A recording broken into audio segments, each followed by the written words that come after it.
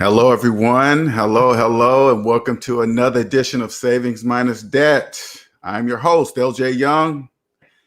Hey, this is going to be a good one. We have a special guest here, Denzel. What's your middle name? I'm sorry, sir. Denzel Napoleon Rodriguez. Yep. Denzel Napoleon Rodriguez, and he is an advocate of velocity banking, and he is here to show us how it works. All right.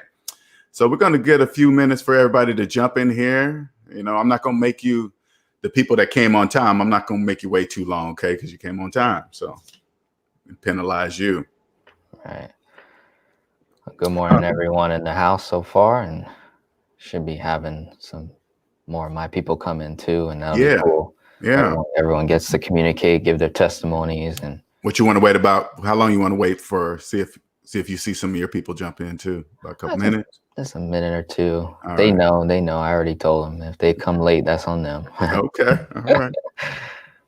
All right. Go ahead and introduce yourself, Mr. Rodriguez. Yeah. So I'm 24 years old currently, entrepreneur. Started making YouTube videos back in summer 2018, and that's my girlfriend right there, and Allison. She's in the house. Hello, Allison. Hello. Thanks for supporting me, honey. Thank you. So I primarily, teach velocity banking. I talk about infinite banking, and one of my main things is talking about kingdom authority. I'm a big believer in Jesus Christ. He's my Lord and Savior, King of Kings. And my whole mission purpose on this planet is to spread the kingdom of heaven and the kingdom of God, his influence here on earth. And, I call myself a king. I know I'm young, but that's my personal belief because God created me. No one else did. And he told me I was a king. So all right. I try to share that with moms. My primary target is helping moms. My first client was my mom. Helped her get out of debt, get her finances in order. And ever since, just been helping hundreds of people since through video content, Nice. Yeah. So, that's about it. All right. And those of you that are new to my channel or maybe even coming over from Denzel's channel, I'm a 100% debt-free motivational speaker and personal finance educator. I help people get out of debt by helping them financially see outside what I call the debt matrix. And the debt matrix is a place where everybody lives that believes in credit and debt and believes in financing everything that goes down in value and still wonder why they live in paycheck to paycheck. They just cannot figure out why that is. So what I do is point out mathematical inconsistencies. For me, and my motto is this: if it doesn't make mathematical sense, it doesn't make financial sense either. CENTS. And that's all I'm going by is mathematics. That's not how I feel about velocity banking. Do I love it, hate it? I personally, it does nothing. I don't put feelings into it. So I just want everybody to understand my perspective and the SMD family's perspective. All right. Awesome. Mm-hmm. All right. So if you want to give me the screen, full screen, I'll just start kind of sharing numbers with people. So, Mr. Young, if you guys didn't watch the video review, he reviewed a video back, I think around early 2019. So I'm just going to give you the same exact numbers of that particular scenario, how we're going to pay off a vehicle, which is a truck. It's one of those 18-wheeler type trucks. It's $30,000. So that's a starting debt. That's what Lana wanted to know. So $30,000 is the total debt owed, and it's at a 45% interest rate. So if you're taking notes, you're going to want to write this stuff down. The monthly income for this gentleman his name is Marcus Williams. So he's a real guy out of Georgia, drives tankers, has a hazmat license, class A, double and triple license. So this guy, as a truck driver, is making above the average because of the industry that he's in and the knowledge that he knows. So he's been working for 20 years of driving trucks. So he's making about $10,000 to $12,000 a month. Still to this day, when I met him back in 2019, he was making that amount. So he's still, bring in 6 figures a year and doing pretty good. So 10 to 12,000 a month is the income. His monthly expenses are $5,027, and his cash flow on the low end, money left over, is 5,000. So he could cash flow more, but I'm going to use the 5,000 cash flow, and I'm going to use the 10K income as conservative numbers. And I also got a board here just to lay it out. Now, those are the 4 major numbers that we need to know first. So the income, expense, debt, cash flow. Now, what Velocity Banking does, it says to do, is we go and get either a credit card, a personal line of credit, unsecured, revolving, or a home equity line of credit, revolving as well. Calculated daily interest, not amortized. So there's 2 different ways those interest gets calculated. So amortized is front loaded on a loan, whereas simple interest or daily average interest gets calculated per day. So it needs time to accrue actual interest. So this gentleman got a personal line of credit revolving for $20,000 at 14.65%. His truck is at 45%. The reason why that interest rate is so high and really unbelievable is because this gentleman had an injury. He had collections. His credit score, I believe, was below 600. So he had very, very bad credit. He had some things in collections. And he also had an injury. He was out of work. The vehicle was a lease purchase. So so he pretty much took whatever he could get so that he could get back on the road and driving again. The monthly payment on that tanker is it was like a little over $1,800 a month is the payment. So at 45%, when I first met him, I think he had 24 or 25 payments left. So if you do, it was $1,827. So if you times that number by 24 or 25 payments, it's going to be around $43,000. So he's got this $14,000+ interest gap that we need to solve, right? How do we do that? Well, there's really only 2 ways to pay off debt. We got debt snowball or debt avalanche, Velocity Banking. All Velocity Banking wants to do is beat debt snowball on the interest game, right? Because we're using the same numbers, right? Whether it's, the 10K and the 5K cash flow. So let me break it down for you guys. I've got this little board just for this meeting. All right, let me make sure I do this right. Hang it right. All right. Y'all can see that, right? There we go. Cool. So on this side is the explaining the actual difference between what you would pay in interest. Okay, so if I did that snowball, which is very simple, take your extra cash flow left over per month, throw it on the principal on, your smallest debt. Well, in his case, the only debt he had was the truck, right? So if you pay an extra $5,000 per month on a $30,000 vehicle at 45%, you can run this through an amortization schedule. You'll have it done in about 6 months.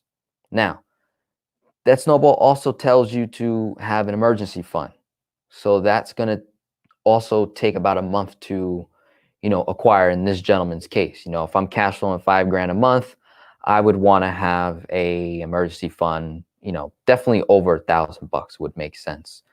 And so baby step number 1 with Dave Ramsey says, you need to first get your emergency fund set up first. What Velocity Banking does to save that time it takes to acquire an emergency fund, we use the line of credit the 20,000 that he got as our emergency fund in case things go down. We also use credit cards because credit cards don't charge us interest until the actual due date. So that would buy us about 30 days. So we have some unique ways of looking at emergency fund on the Velocity Banking side. Okay, so debt snowball, 6 months, making extra payments. You'll be debt free in about 6 months, and you'll pay $3,406 in interest, okay, on that $30,000 car note. Now, when it's all said and done, debt snowball, great. You're out of debt, but now you have nothing left over other than your monthly cash flow and then the cash flow gain that you would get, which would be the $1,800, right? So in terms of investing, you pretty much have to, accumulate the cash from month to month. Velocity Banking, we're able to save on that time in terms of having to save up the money, okay? So here's the first move. Velocity Banking, 30,000 owed, right? 45% interest rate. The very first move, we're going to pull $15,000 from the personal unsecured line of credit. Now, what happens when I do that? If I pull 15K from 20, I'm now in debt $15,000. I'm now in debt, what, 45 grand, right? Okay. Now I take that 15,000, it's in my checking account. I pulled it out of the line of credit. Now I'm going to make a principal only payment up front to the truck, right? That he owes 30 grand on. And now here's what happens. The balance would drop to under 14K, right? Because he's paying the 15,000 principal, plus he's making his payment of 1827 in that same month, right? So 15,000 plus the monthly payment. Okay, we're gonna be below around 14 grand on the truck itself. So all I did right there was debt consolidation. That's what we call debt consolidation. You move one debt to another to save money on interest. Now, what Velocity Banking does to speed up that process is that when you see on the top corner, right, 15K, and you see a number below it says minus 10K. That minus 10K is representing the gentleman's monthly income. We're going to store that 10,000 into the line of credit, and we're going to pay the line of credit back by his income of $10,000, right? So now that brings the balance on the line of credit down to $5,027. Now you're wondering, okay, 14.65% interest, where is that being calculated? Okay, when you see that number right next to, so 15K minus 10K, right? So all my income goes into the line of credit. Now you're like, how do I pay my bills? Okay, his bills are $5,027 a month. So he's going to pull $5,000, not all at once, over the course of 30 days as he needs it, whenever he needs it. It's a revolving line of credit. I can put money in and out, no issue. Okay. So the balance goes down to 5. You add 5, it goes back up to 10K. Add interest. The balance in the first month would be $10,147.44. Okay. His total interest in the first month on the line of credit is let me see, $147.44 is what he would pay on the line of credit if we did Velocity Banking. And mind you, we just saved a couple $1,000 on the truck itself. So what I tell my clients is technically we did not pay any interest on the line of credit because I simply offset my borrowing costs. That's all I'm trying to do is offset our borrowing costs when we're, taking money from the bank to pay off bad debt. Okay. And so now the second month, we do it again. Balance is at $10,147.44 minus 10,000. Balance goes down to $147.44. Add your expenses, right? Take expenses out. 5,027 over the course of 30 days, right? That's the end of your second month. Stepping into the third month, balance is at 5,236.24, right? I added another, I think it was $111 or so. No, $61.80 of interest. I'm sorry, the first month was $120.44. The second month is $61.80. The way you calculate interest on a revolving line of credit is you take whatever the balance is owed, times it by the interest rate. So 15K times 14.65, you're going to get a number.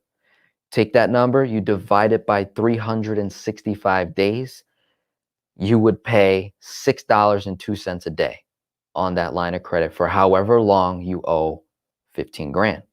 Well, in his case, we're not going to owe 15 grand that long, right? So it drops down to 10, So every time your balance drops or goes up on a line of credit, the bank will recalculate your interest, right? Now, in addition to paying your line of credit early before the balance is even calculated, before the statement even comes out, you actually push out the due date and you push out the interest because revolving interest needs time to accrue. Whereas amortization, the interest is front loaded already. So on his vehicle, the interest is front loaded each month, no matter what, right? It's front loaded. So now during that third month, here's what happens with velocity banking. 5,236.24, third month at the bottom on the board, minus 10,000. You can't dump in all your income, right? So he's just going to dump in what he can, brings the line of credit to zero, and then we're going to make our second chunk on the truck. So the second chunk is going to be $13,012.13. Of that $13,000, I included the payment of $1,827, and the difference is the principal, right? So the second chunk is $13,000, right? So here's what happens. Income goes into the line of credit, right? To the third month. Expenses come out plus the chunk. So it brings the balance way back up, right? He'll end up at the end of the third month going into the fourth month with a balance of somewhere around $8,248.37. Plus interest, it might be $8,300 or another maybe $60, $70 in interest, right? Now, the truck is paid off at this point. He's got the car note. We're in month 3, truck's paid off. Now, we just have to pay back the line of credit.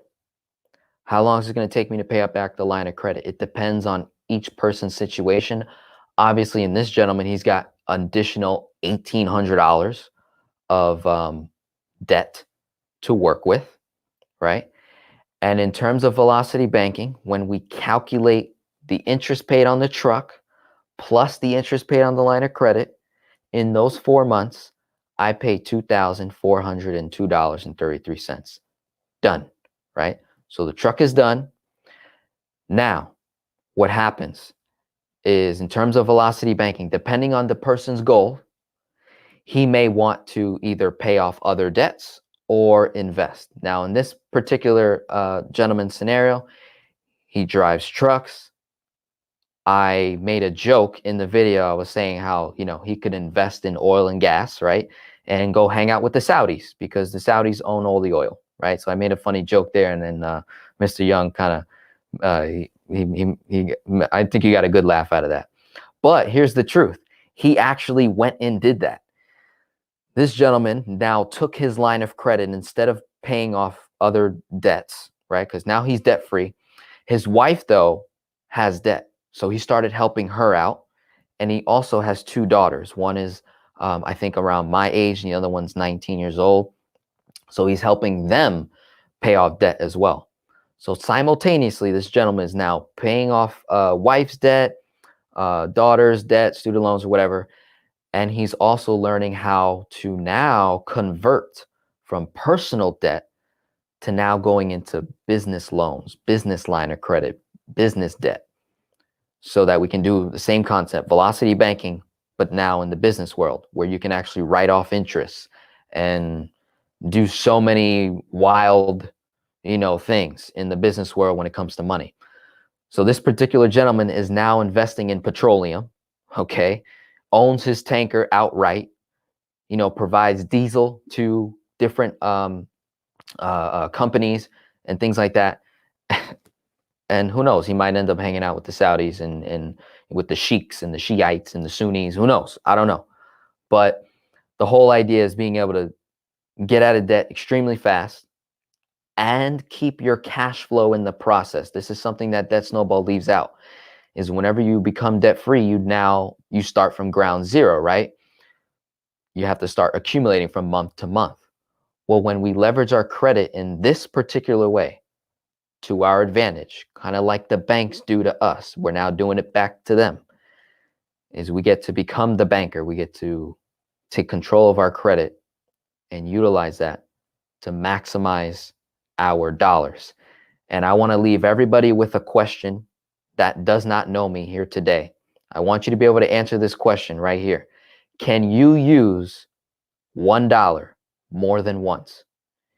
If you say you can use $1 only one time, then velocity banking went over your head, okay? But if you believe that you can use $1 more than once, you might want to consider checking out velocity banking. So I'm just going to leave it like that. I think we can open up to Q&A and answer some questions and kind of let's dive into this, and let me see what your thoughts. Let's dive into it, and then we're going to talk about my response. So you guys, and then I'm going to say my piece to my response. So if there's any questions right now, please feel free to ask. Did you want anybody jumping in to ask you questions, Denzel? Because I can put the link up if you want that or not. Or sure. You want to wait till later now? I guess we can wait till later, however you want to run it. I think. Yeah, we'll run the lives where people can call in after my piece, and then. But if they want to ask you questions right now, if you guys do that, please do. Yeah, I see the chat bot going crazy. So a lot of comments. There's no balls for. You playing healing music? I didn't mean I had it too close to my mic. Crap. You know what it is, don't you? Yeah. Okay. Yeah, come on, see what I'm saying? That's why I picked you, Denzel. That's why I see what I'm saying. A lot of people don't know that. I keep telling you, man. I keep telling you. My girlfriend put me on that, man. It's good. It's good. It's good. It helps me think. With the numbers, every person, you got to deal with numbers. You got to release that stress. Here's a question for you. Herbert Scott says, what's the cost of using the dollar more than once? Gotcha. So Herbert, every time we're doing velocity banking, I'm trying to bring that cost to zero. So in this particular situation, whether we went Debt Snowball or velocity banking, there's an interest cost. And I had showed that if you do Debt Snowball, you'll pay about $3,400 in interest. It's not bad. It's a huge savings. Velocity banking beat it by about $1,000, right? So the cost of using $1 more than once is solely dependent on per person, on your four major numbers: your income, expense, debt, cash flow, and also the type of line of credit that we got. So in his particular case, 14.65 is a bit high. It's like the max that, I don't like to go above 15%. That's when Debt Snowball actually has an argument to be made where it's like, that probably doesn't make sense. So the lower the interest on your weapon, the better the result that we'll get in terms of paying off debt that much faster. All right. So we waited a few minutes for some questions. So I'm going to go ahead and take the screen and do my response. All right. Okay, cool. All right. Let me put myself up here 1 second. Should I mute myself? Yeah, you can. But if you want, and just unmute yourself if you need to come in and say something. All right. Now, remember, I only do this mathematically. So not only am I talking to everybody in this room, I'm also talking to you too, Denzel, because I want you to understand the language of debt free. I really do. I want you to recognize it. Now, I want you guys to also understand my feelings of velocity banking are 100% irrelevant. It doesn't matter how I feel about it. Doesn't matter if you love it. Doesn't matter if you believe it's the best thing since sliced bread on earth. It doesn't matter to me. I don't really care if you do. All right. And that's nothing personal because I'm just looking at things mathematically. So I am going to use the numbers. I'm going to keep this very simple. Okay. I'm going to use the numbers that Denzel gave to me. So let me say this first off. If I was a bank, I would absolutely love and encourage velocity banking. I would 100% encourage them. I would if somebody walked into my bank with good credit and said, hey, I'm here to get some money for velocity banking, I'll say, I'll sign you right up. What you need, a line of credit. I'll give them how many ever credit cards they need. If they want me to increase their limit, I'll give it to them all. And they'll say, hey, man, I'm going to do this with velocity banking. I'd be like, hey, you don't have to tell me your business. That has nothing to do with me. Just sign here. Okay, just sign right here. Right. So he started out with $30,000 worth of debt. All right. $30,000. He promised me the number. Okay. And then after expenses, there's a $5,000 cash flow. Now, according to mathematics, 5,000, which is the $5,000 cash flow, whatever cash flow means, I have no idea what that means, but $5,000 minus $30,000 is negative $25,000. That's according to math. Okay. I'm taking this $5,000 cash flow minus $30,000. That equals negative $25,000. So according to math, he's still in the negative. All right. So, well, and also let me just stay on this track and then I'll come back. So then it comes down to the line of credit, which is $20,000. Okay. So $20,000 negative 25 negative $25,000 with plus another negative $20,000 is negative $45,000 because it's a line of credit. So he's getting in even more debt. Okay. So somewhere in here, velocity banking is going to dig us out of negative $45,000 in the hole somewhere. So this is what I'm trying to find it. Okay. Now, I guarantee you this. Okay. So the guy says in this example, his credit is bad. Right there already tells me he has no idea about money because his credit is bad. He has no understanding of how money's work. That's why how money works. That's why his credit is bad. Okay.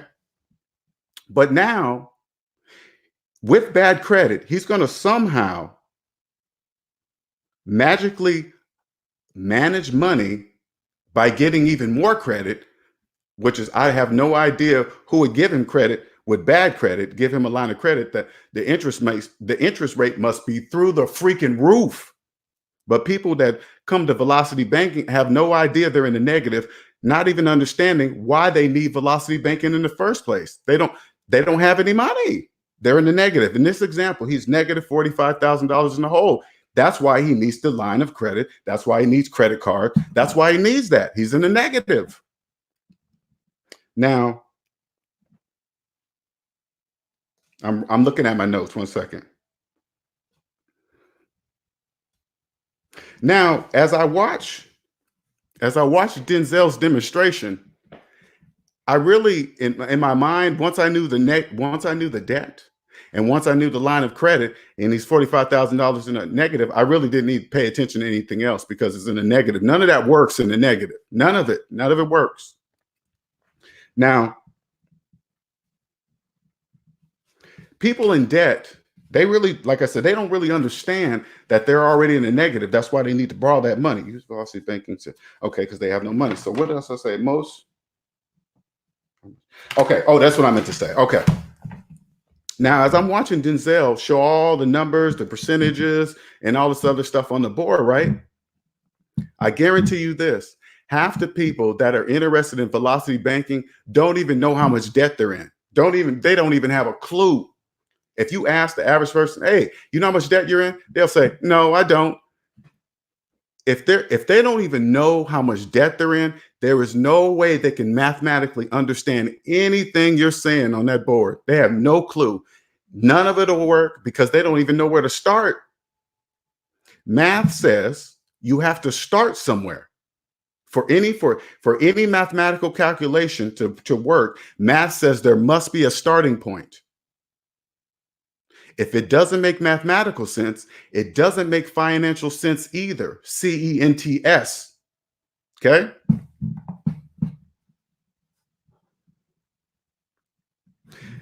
And another thing I wanted to point out, I don't know if I already said this, but it's like people with bad credit. Can you imagine the interest rate on a person with bad credit trying to get loans? And for people that believe in velocity banking, I want you to think about something. I'm gonna tell you something just like this. Why don't you just use your own money to pay off your debt? Take velocity banking out of it. How come you just don't use your own money to pay off the debt? All money originates from you. It comes nowhere else. It's not coming from any place else. You take the time in your life, you go get a job and you earn money. That's where it comes from. Stop thinking it's coming from somewhere else. That's not true. If I say, hey, use your own money to pay off your debt, I know what you're thinking. Hey, wait, I can't. No, you can't. You're in debt. That's why you can't. If you figure out why you can't pay off your debt with your own money without borrowing money, you'll be rich. There is no other vehicle. There is no other way. There is no other way. Stop thinking that. None of this, my math is correct. I didn't do anything fancy. I'm just taking 30,000 negative. Positive cash flow is 5,000. 5,000 minus 30,000 is negative 25,000. He's still in a hole. And then go get a 20,000 line of credit. That puts you even deeper in the hole. So now it's negative $45,000. There's no way to come out of that. Then you add up all the interest of the loans and not only the loans on your debt, the loans that are that you're borrowing. You got to pay percentage, and you're paying high. Believe that. If you've got bad credit, ooh, they're doing you so dirty. It's like kicking a slave when it's down, when chains.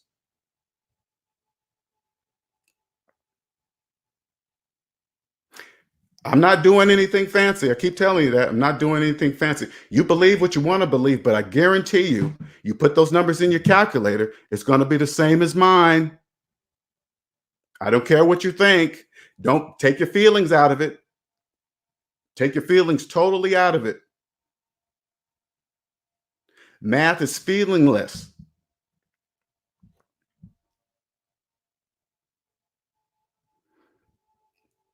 And I'm sorry, I'm going to take this one question.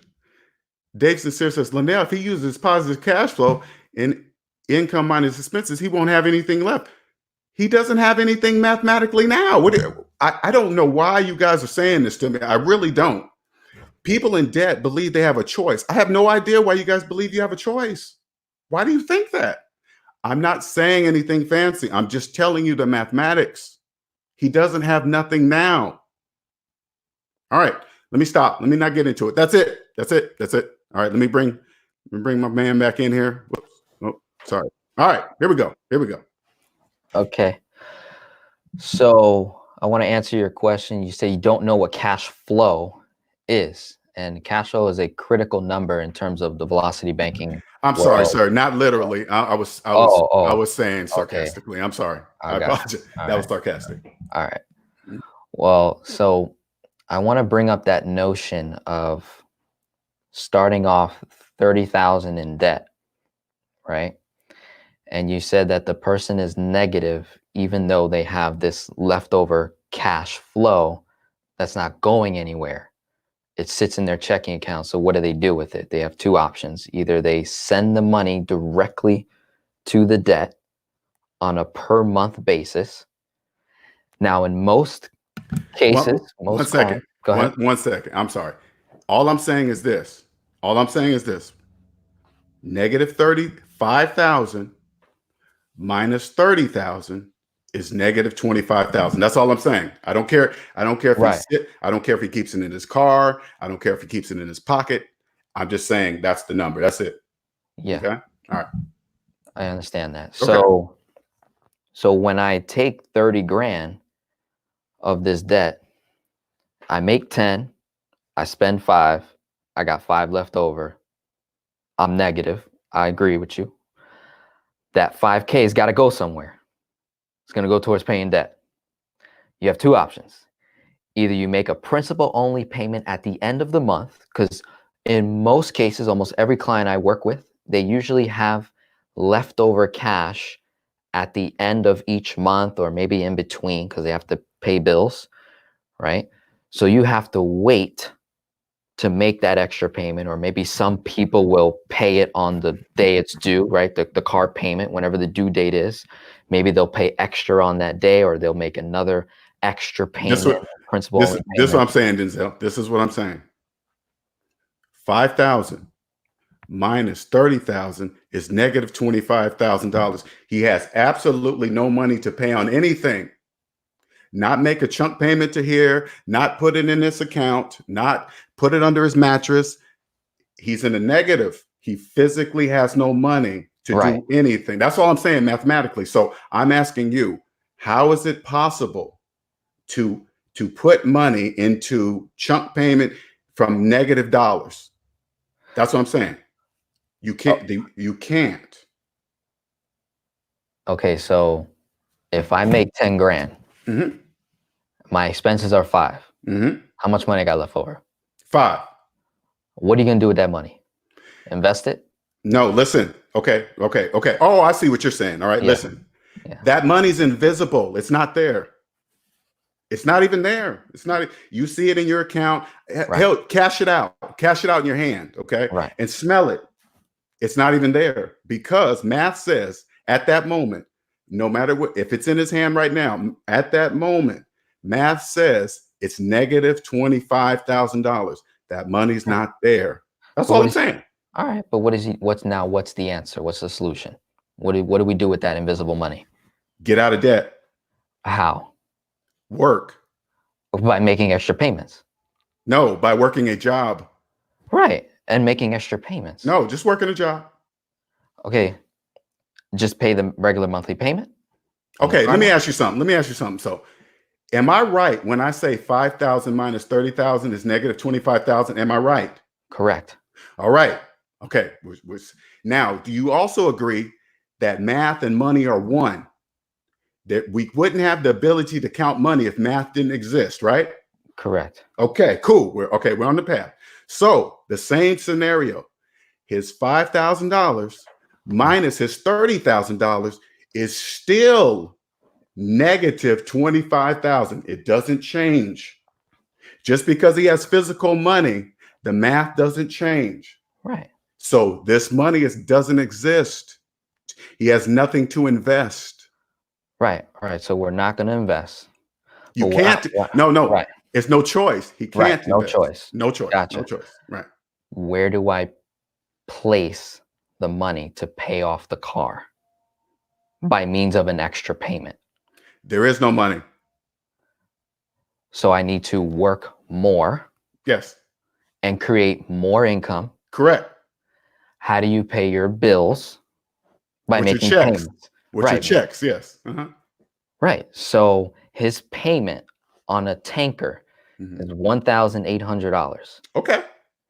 It'll take you 24 months to pay that off, according to the amortization. According to the schedule, yes, I agree.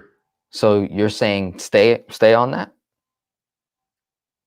Stay on making payments? Yeah. If he wants to. Yeah, if he wants to, sure. So in your coaching, your program, how does an individual get out of debt? Do you follow the debt snowball Dave Ramsey method? I do. Okay, so Dave Ramsey says make extra payments. Okay. I mean, if they want to make extra payments, they make extra payments, I guess. I don't know. But so what are you asking me? Okay, let me see what you're asking me, because I think it's not the point of extra payments. It's not. All I'm saying, you're going too far. You're going into the truck payments. I just want you to stay right here on the mathematics. I want you to tell me, if math says 5,000 minus 30,000 is negative 25,000, is that answer correct? Okay. Now we're going to come over to the financial money side of things. $5,000 cash minus Negative 25,000. I mean, negative 30,000 is what? 25. Negative 25,000, correct? Negative 25 minus the 1,800. No, forget the 1,800. I'm just sticking with this math. Don't worry about the payments. Stay right here. Don't go nowhere else. Stay right here. Okay. Now, stay with me. 5,000 minus 30,000 is what? Negative 25. $5,000 cash minus 30,000 is what? Negative 25. Why do you believe that $5,000 is here? Because you see it? Because you can smell it? You can make it rain somewhere? Right? Is Gotcha. that what? All right, I'm with you. It's So not it's there. not real. It's not real. It's not real. Right. So in the United States, do you Yes. believe that all money is debt? No, Why not? because I'm not in debt. Right. Neither are you. Correct. But there is nothing backing up the US dollar. So what? Who So cares? It's all debt. Who cares? That's what it runs on. Right. You're dead. See, this is what you're not seeing. All right, let me show you what you're not seeing, Denzel. There's trillions of dollars in mortgage loan debt, right? More than that. Okay, whatever. Let's say a quadruple billion, Yeah, whatever. Make up a number. 24 plus You trillion and I are total. not part of that. Correct. Okay, let's move on to the next one. Car loan debt. There's trillions of dollars. Correct? Yeah. You and I are not part of that. Let's move on to the next one. Credit card debt, trillions of dollars, right? Yeah. You and I are not part of that. Yeah. That's why we have real money. You take $5,000 of your money, it invests into whatever you want it to be there. You know why? Because it's real. That's why. But even with me saying this to you out loud, I want you to understand something, Denzel. I get it. They can't even hear what I'm saying to you. I want to tell you that they can't hear what I'm saying to you. All right. And so I want you to also understand is this. I'm not downing your velocity banking business at all. I want to know what the alternative is. In my world, there is no alternative. There is no alternative. But in your world, velocity banking is the alternative. No. So let's get rid of velocity banking. Gotcha. Right? Mm-hmm. Let's turn it over to you. How do you get your clients at it? So if I got 30K in debt, I'm 30,000 in debt. How fast can you get me out of debt? First of all, take the word fast out of it. There is no fast way out of debt. And how much? Oh, come on. There's no fast way out of debt? Is there some kind of, okay, let me ask you something. There's some kind of vehicle that's going to speed up my paychecks. If I'm at a job working, right? Some kind of entity outside of me is going to speed up my paychecks getting to me? Yeah, there's so many things that we can do. No, I'm asking you a question. Is something outside of me is going to speed my paychecks up to getting, say I get paid every 2 weeks. Somehow something's going to get paid. Somebody's going to convince my job to pay me every 1 week, or how's that work? I can get a promotion. I can increase my income. Okay. I can get a second job. Yeah. Work. Work. I can become a minimalist. I can become frugal. I can. Okay. I think you and I are saying different things, right? I'm not saying, of course, you can physically work more to pay off debt faster. Okay. I'm just saying when people use the word fast, hey, use velocity banking, get out of debt fast. That's what I'm saying. That's all I'm saying. So in how much time can you get me out of debt? If I had 30 grand, I make 10 grand. I make 10 grand a month consistently to the T, and I spend 5. My expenses are 5 grand. I'm still negative. I agree with you, but I only spend 5 grand. I have this invisible $5,000 negative dollars left over. What do I do with that 5 grand? That is invisible. I can't touch it. It's negative money. What do I do with it? Well, first of all, I approach people like this. First, I have to convince them that they are in debt. Correct. Let's say I'm that person. I believe I am in debt. I know it. How do I get out of it? First thing I say, hey, first thing you're going to see is the debt. First, I total up their total debt so they can see it. Gotcha. All right? I see it. Okay, listen. I see it. Then I let you walk around with it for about 2 weeks. And then this is what I tell the clients. Now, I want you to go ask 20 of your friends if they know how much debt they're in, I said, I guarantee you all of them will say no. Okay, let's And say they I did always that. come back. And then they come back to me and say, hey, LJ, how did you know all of them will say no? Because people in debt don't know they're in debt. Okay, so All let's right. say I did that. Then I add up all, I get a hold of all, because everything starts with a person's credit report. All right. I get all 3 of them, find out all their debt. Then I put it in Dave Ramsey order. Okay. And I say, this is how you get out of debt.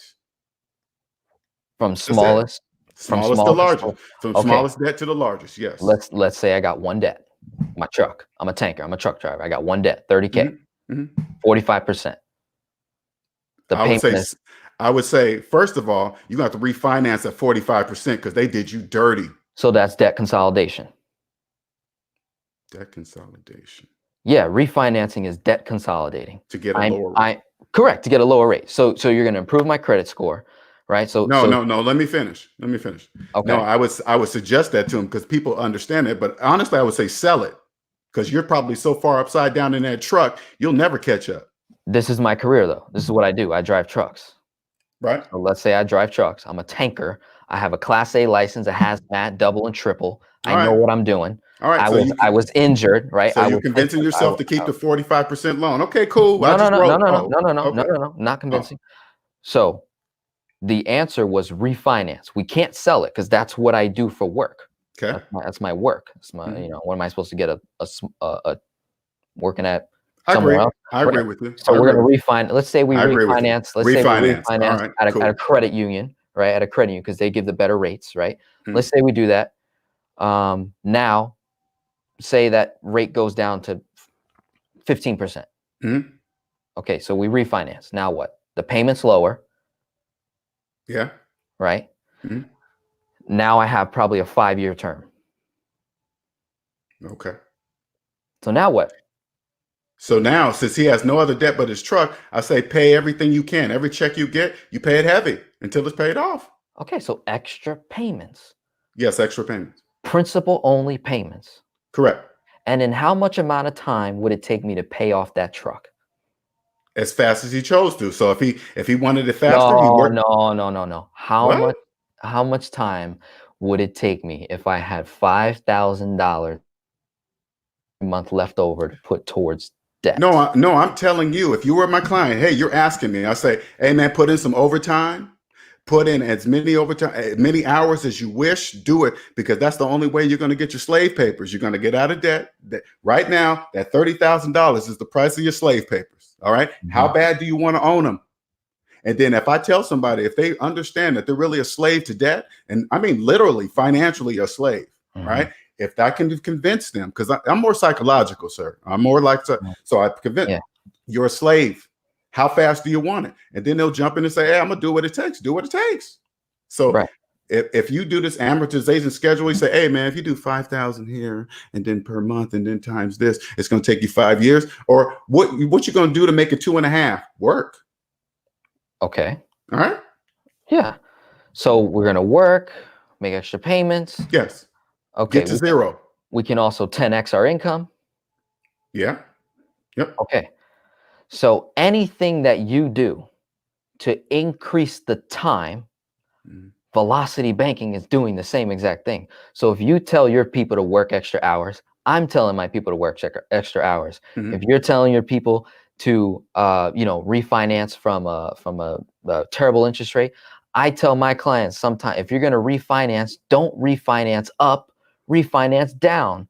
That makes no financial sense to have a 25-year mortgage, right? You've been paying into it 5 years, and say you have a 4% rate, and you go from 25 to 30 years at a 3.5% rate. So you saved a 0.5% and your payment went down. Guess what? Mathematically, you are paying that interest. You are making up. You just restarted the clock 5 years.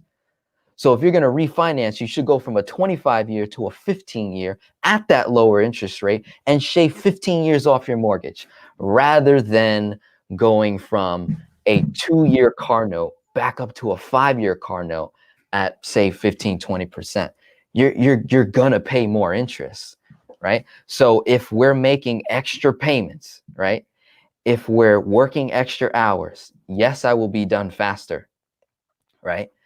I can do everything you're doing, and I just add velocity banking. I just add You know, money. you know what I look at you, Denzel? I'm really trying to figure you out. I'm just like, I know he knows I'm using simple math. I just don't know why he's not grasping it. I just don't. I'm confused because, okay, I'm gonna tell you this. The whole sole purpose of velocity banking is to borrow from the bank, correct? No. No, wait. You've been talking about lines of credit, Yes. credit cards. Hmm. Those are things that belong to the bank, Denzel. Correct. In my name. No, not your name. I'm just talking about velocity banking. I'm saying velocity banking in general encourages using lines of credit, Use a line correct? of credit, a Credit whole cards, credit card. okay, and other means, a credit Yeah. union, whatever. It's all the same. It doesn't matter, right? Mhm. It encourages borrowing, At a okay? cheaper cost. Whatever. I don't care if it was 2.7%, a minuscule percent. It's just borrowing. Okay. I don't care about the percentage rate. I don't care. But it encourages borrowing, correct? I am saying that correct, right? Borrowing. Correct. Okay. Stay with me, sir. Stay with me. Because I'm still trying to figure you out. I'm Okay. still trying to figure out. Okay. The reason why they have to borrow is because they're in debt. That's why they like velocity banking. Now, if I was a bank, I would also encourage velocity banking because I own the line of credit. Mhm. I own the credit cards. I own that stuff. Hell yeah. I want you to do velocity banking because I want you to use my money. Now, people in debt, they always talk about other people's money, but Mhm. people in debt have no choice. Okay. So they have to mathematically borrow money. All right. So That's let's why go they to love velocity banking. a higher level, right? Say Grant Cardone, 10x. You know him, Okay. right? We Okay. spoke about him earlier. All right. Mhm. This man has over $500 million of debt. Is he doing Woohoo! something wrong? That's way up there, man. That's like, whew. Is he doing something wrong? Nope. And I'll tell you why. Okay, listen, these are great. Hey, Denzel, listen Yeah. to me. These are great questions. Grant Cardone is talking about business debt. He is not talking about personal debt. Now, is personal debt taxed the same way as business debt? No. That's why Grant Cardone has millions, billions, trillions, gazillions of dollars of debt on business. Hmm. You can't compare those two. Don't ever mix them. But you can prime an individual to learn how to borrow. Yes. Starting here, personal debt, by first knowing that they are in debt. People in Right. debt don't know they're in debt. Yeah. But if I beat you in terms of time, because I think at the end of the day, the end consumer, the client, they want time. They want speed. They want fast. This is what the end consumer is saying. So, So if I tell them that, hey, if you do debt snowball, hey man, I'll tell them if I'll you do sell it this, to you. You believe it's time? Hey, you believe it? Yeah, I'll sell it to you. How much is it worth to you? 3,000, 5,000? Oh, hell, I'll sell it to you for 20,000 to speed up your debt paying process. Whatever you wish. Math doesn't care about time. Time doesn't even exist in mathematics. Doesn't even exist. If people want to believe that, whatever, I'll sell it to them.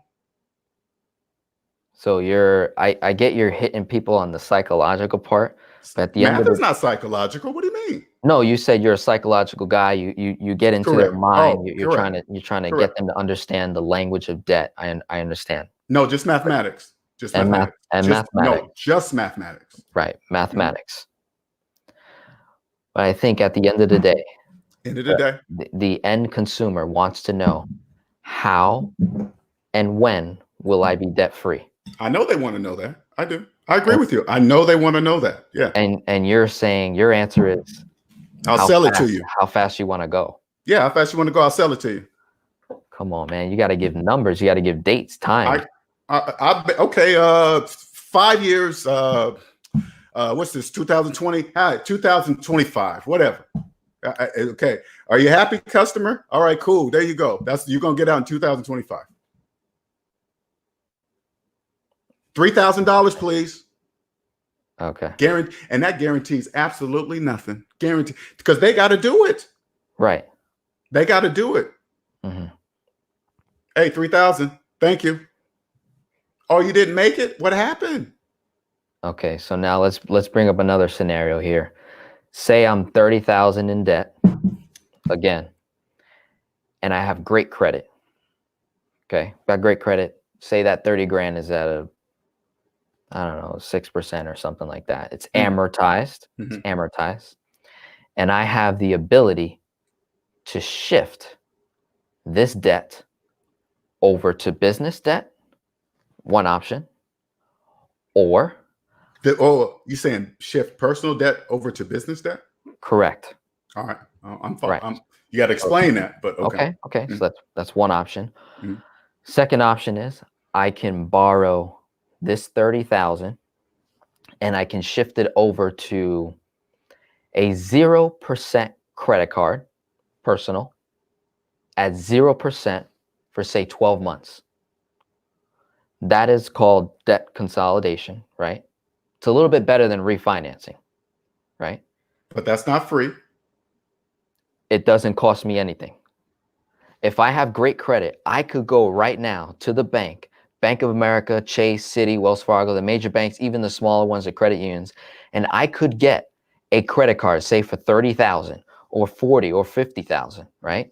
I'm a multiple six-figure guy. So I can get 30, 40, 50 grand in personal credit, whether that's through multiple credit cards or just one, at 0% for the next 12 months and pay nothing to transfer the money. If there is a cost, it's in the range of maybe 2 to 3%. That would be the balance transfer fee, right? Right. So I would be saving the client money, correct? Okay. Yeah. All right. So then I guess we're at a standstill here because I mean, No, if I can, we're not. No, we're not. They're still in debt. Doesn't matter. They're still in debt. but I'm not, No, listen. not I paying don't care where interest. I don't care where I don't care where they transferred the debt. I don't care if they took it and put it over in this closet. It's still debt. I don't care if they put it in their mama's closet. It's still debt. I don't care if they put it on a credit card that earned them 20,000%. It's still debt. That's all I'm saying. It's still debt. I don't care where they put it. Math doesn't care where you put your debt. Right. It's still debt.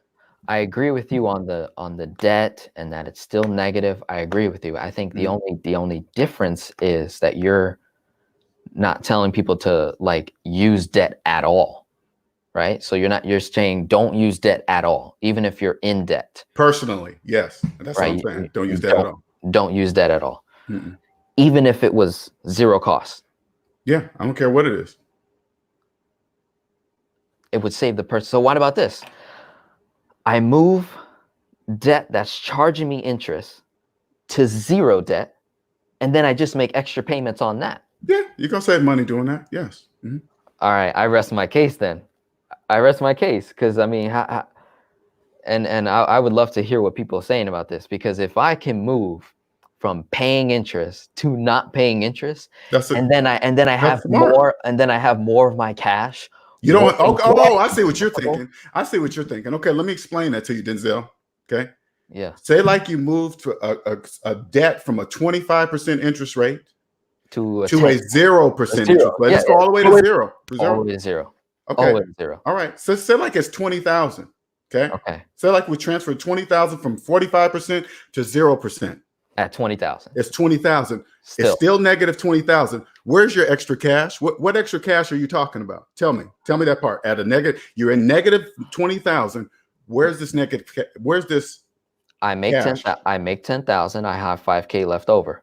I'm gonna work extra hours. I'm gonna be frugal. I'm gonna be a minimalist. I'm gonna do everything you just said. I'm gonna do all that stuff that you're helping people get out of debt. And now I have more of my dollars working better for me in that 0% debt as opposed to a 25,000 debt at an interest rate. You're exactly correct. I will beat you in terms of time. I will get out of debt faster than you. Okay. And so if I get out of debt faster than you, then what? I get to invest before you. I get to accumulate wealth before you. Yes. I'm not arguing with you. I agree with you. All right. So that's what velocity banking does. No, velocity banking encourages borrowing. Okay, at 0%. But if you're borrowing, you're going deeper in the hole. How? If it's at By 0%? borrowing money, forget, okay. Forget the percentage rate. Forget it. Forget it. Why? They're paying us. Let's just say, so we can get this off the table. We put our debt in there and they're paying us to have it there. Okay. Let's just say that. So you take time out of the equation. They're still in debt. I understand that. That's all I'm saying. That's all I'm saying, that they're still in debt. Okay. I don't want people thinking that they have extra money. It's like, oh man, I switched it from this card to put this card. I understand that you're saying, yeah, it's going to pay that faster because they're not paying so much in interest. I get it. But I don't want people saying, oh, because this is what people in debt do. I'm just telling you, okay? Mm-hmm. They start to believe they have extra money. They really believe that. They really believe that. And then they don't do the things that they're supposed to do. I know exactly what you're saying, Denzel. I don't want you to think I'm not hearing you, right? I'm just saying to you because you hear me. I understand what you're saying. But what I'm telling you is this. People are going to believe they have extra money, and then they're going to go buy something else. That's all I'm saying. That's all I'm saying. I understand what you're saying. Right. I'm just telling you how I teach from my perspective. I always go by the majority. I do not go by the minority. Do you think you're part of the majority, Denzel? No, absolutely not. Yeah. So I'm only talking to the majority. That's all I'm talking to. That's it. So I understand your business, but what I'm saying to you, velocity banking encourages borrowing. In my mind, that's in the negative. Gotcha. I have my own money. I don't need to borrow lines of credit. I don't need a credit card. If you were in debt. Yeah, exactly. If I was in debt, yes, I would. I would need all that. I would need velocity banking if I was in debt. Maybe I would think that. I don't know. I have no idea. But since I'm out of debt, I don't need to borrow. Gotcha. And then once I transfer over to the B in the I quadrant, now it's okay to borrow debt. Okay. Okay. We're cool on that. Know why? And I'm going to tell you this. Because of taxes. Okay. Taxes is the only guaranteed ROI. Guaranteed. Why? Because the majority cannot do it. That's why it's guaranteed. Guaranteed ROI. Cannot lose. Cannot lose. Okay. Cannot lose. But I'm telling you again, it's called phantom income. They can't. The majority of what I'm telling you right now, Denzel, they can't hear me. They have no clue of what I'm saying. And I'm not. And again, I'm not doing this to discourage your business. I'm not. I'm just telling you something. That's it. Okay. I guess we can turn it over to the Q&A now. All right, let's do it. Let's do it. Were you able to figure me out, or are you still? I'm a millennial. I'm the next generation. I believe. Let's put it this way, Denzel. I believe. Look, and here's the thing. I'm going into churches, and so if I'm going to approach God's people, I want to make sure I'm saying the right stuff. Let's put it this way, Denzel. You are beyond your time. Okay. All right. You so far ahead of the game. I'm very impressed. I got to tell you, I'm very, very impressed. I see what you're doing with velocity banking. Whatever encourages people to get out of debt, I'm for. All right. So I'm not totally discouraging it. I'm not. If there's a path that can be laid to get to the same point, okay, I'm all for. Okay. I'm all for. I'm just telling you, my version of velocity banking just doesn't make any mathematical sense to me, but that's irrelevant to however people that want to go, however because it's still going to get them to zero. Okay. Right. But my business is to help people understand that they are in debt because they don't know they're in debt. Gotcha. All right. So let's see if we got some questions here. Yeah. I know it's been going good over there. A lot of people. Yeah, it's been okay. I'm trying to go all the way back. Let's see. Oof, we're going all the way back. All right. Good morning. A lot of good mornings. LJ Stream. Okay. Billy says Mr. Young doesn't get it. You're right. I agree with you, Billy. I don't get it. Simple math. Are they asking questions or are they just talking? Let's see. Okay, they started talking amongst each other. All right. I'm looking for questions. I Okay. saw a good question. What? Um, That's a statement. I'm sorry. Okay. I had You saw a seen, question here? yeah, somebody was saying something about what happens when they call the loan on a. Oh, I think who was that? I think was that Herbert? Shoot. Talk about it. You can talk about it while I find that question. Yeah, so I think his question was regarding like what happens. And this is similar to like what happened in '08 when people couldn't afford their mortgage payments. They started recalling loans. Mm-hmm. So there's a mortgage clause. There, everybody who has a mortgage, there's a clause in there. At any point in time, that bank can call the loan on you, Mm-hmm. even if you're paying your payments. But it most likely wouldn't happen if you're paying your payments on time and you're doing the right thing. It's for people who don't pay their payments. So my answer would be, if I have a line of credit and I just borrowed a bunch of money from it, took a bunch of money out of it, or if I have a HELOC and I took a bunch of money out of it, or a credit card, I don't think it's ever happened with a credit card. More like with revolving debt, that it most likely would not happen as long as I pay my bills on time and keep my credit in good standing, and my credit worthiness is the bank, because that's their language, right? Their language is credit, and so they're not going to take unless I have a late payment or a default or anything like that. So that would be my answer to that person. Okay. Dave Sincere says he's right about thinking they will have extra money, which is why most people have to learn philosophy banking, every aspect of it. VB requires discipline and knowledge. I agree with that. It would that would need to have serious discipline to follow.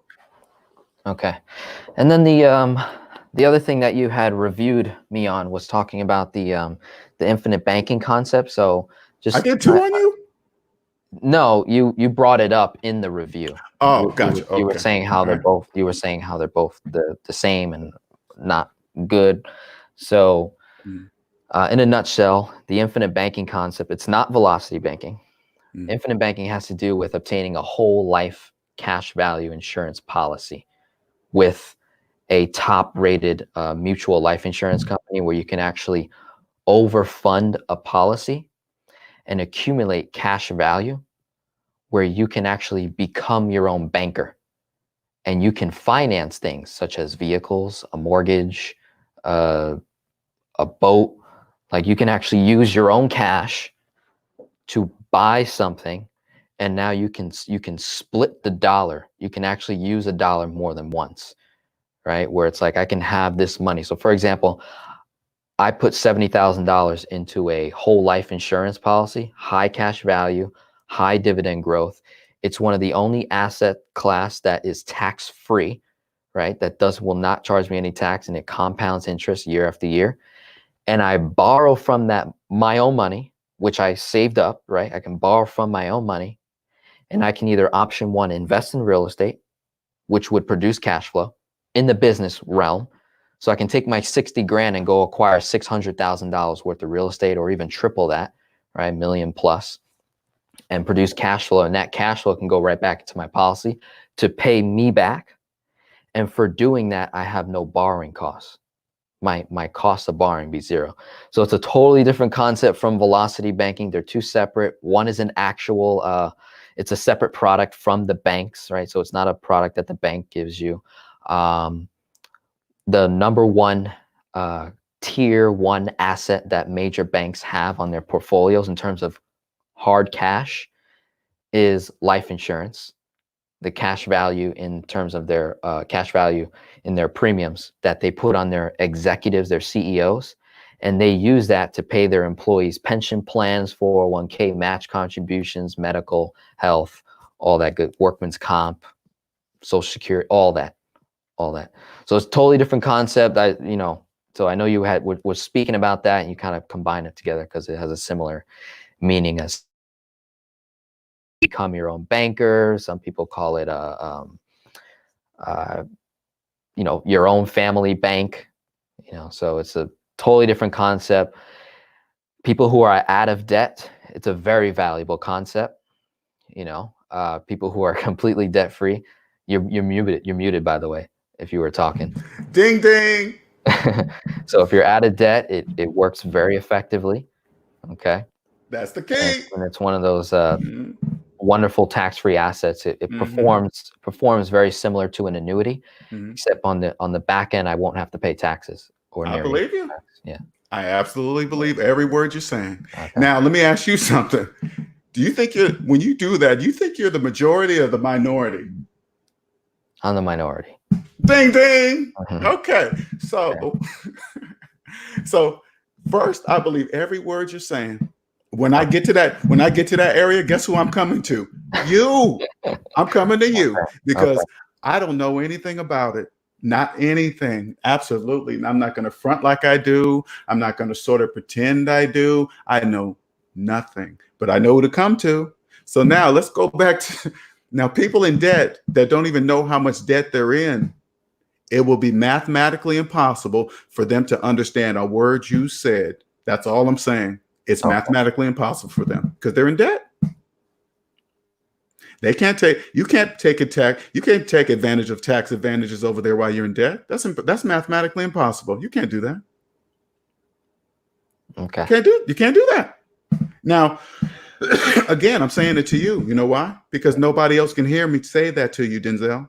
I know you're thinking, hey, LJ, how can you say this out loud on the live for millions to hear? Because they can't hear me. That's why. They are the majority. We are talking the minority. That's it. That's it. So again, I believe you. Okay. Cool. I believe in what you're doing. I know these people think in this room, they think, oh, LJ doesn't know what he's talking about. I know you know I do. I'm just saying it a different way. They don't understand. That's it. But it's the same goal. We're getting to zero. That's it. Okay. We're getting to zero. I like that. Mm-hmm. All right. So I was looking for some other questions. Mm-hmm. If you find one, go ahead and answer because it's a lot. I'm scrolling through a different interface. So. Okay. Yeah. It looks like it deletes it on the StreamYard after a while. The comments. Fitness Challenge says Linnell is not sticking to the topic. The topic is strategy. Not the majority will do when they incorporate the strategy. He has a point because tell me what he's saying. I don't know what he's saying. So, you know, the purpose is how fast can I get out of debt, you know, or how quickly in time. He's like he's like you're focusing on, you know, like the majority of people that, you know, are looking at their debt. Yes, they don't know their debt. Okay, get past that. You know, so I think that's what he's saying. He's like, get past all the mental stuff. You can't. And go into the number. You can't. That's impossible. So I don't.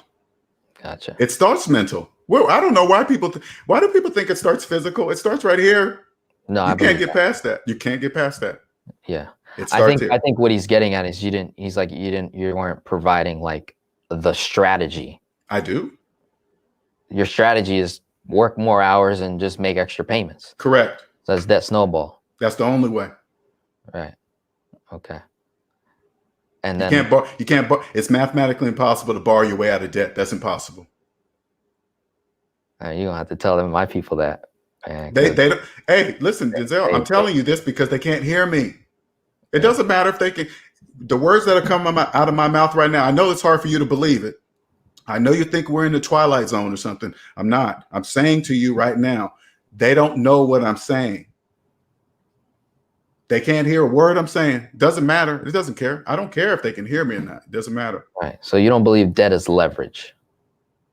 In business, yes. Not personal. No. Nope. Interesting. Sure, it sure is not. See, most of my clients look at. Don't worry, they can't hear you. Don't even worry about that. Keep doing what you're doing. Don't stop what you're doing. I'm not saying stop what you're doing. You're doing whatever you're doing is perfectly legal. It's helping people. It works. Yeah, it works. It works. I guess. I mean, I don't know. I believe what you're saying. I just don't have the time to go through all that stuff. I just don't. when it's because I know it starts right here at the debt. You're keeping it simple. I keep it simple. All right. Mm-hmm. It's like, I know people like listen to the way I'm speaking, right? It sounds like I'm being cocky or something, you know. I know that's how they look at it, but all I'm saying is I'm just using grade school math. That's why I'm sounding the way I'm sounding, because my math will always be right. It will always be right. Okay. Dave Sincere says all velocity banking is you're using the bank money to pay high interest debt. In return, you pay all your income back into your line of credit. Keep using it over and over. You know. Okay. Whatever. Canons, like each individual that is born has about 30 to 40K in debt that's owed back to the Federal Reserve. Whatever you believe, whatever. Says we're all slaves to the system. Hey, Denzel, you see how people in debt talk? They just talk debt. They just be making up stuff. Hey, everybody got 30,000. Hey, it's okay to borrow, and the percentage rate is this. Whatever, people in debt, it doesn't matter what you guys say. My math is going to be right. You guys got to stop talking like that. Mm-hmm. Herbert says savings minus debt. That's the alternative. Lower expenses. That's, I teach that. Work more. I teach that. Make more payments. I teach that too. Any other gimmick will cost more dollars via interest. Okay. All right. Look at Terrence says debt can't be used. Leverage personal debt? Question mark, question mark, question mark. Really? Yeah. I don't even understand. Can you translate that to me? Yeah, so to answer his question, I can easily move personal debt over to a business by establishing business credit, and then just do velocity banking on the business side.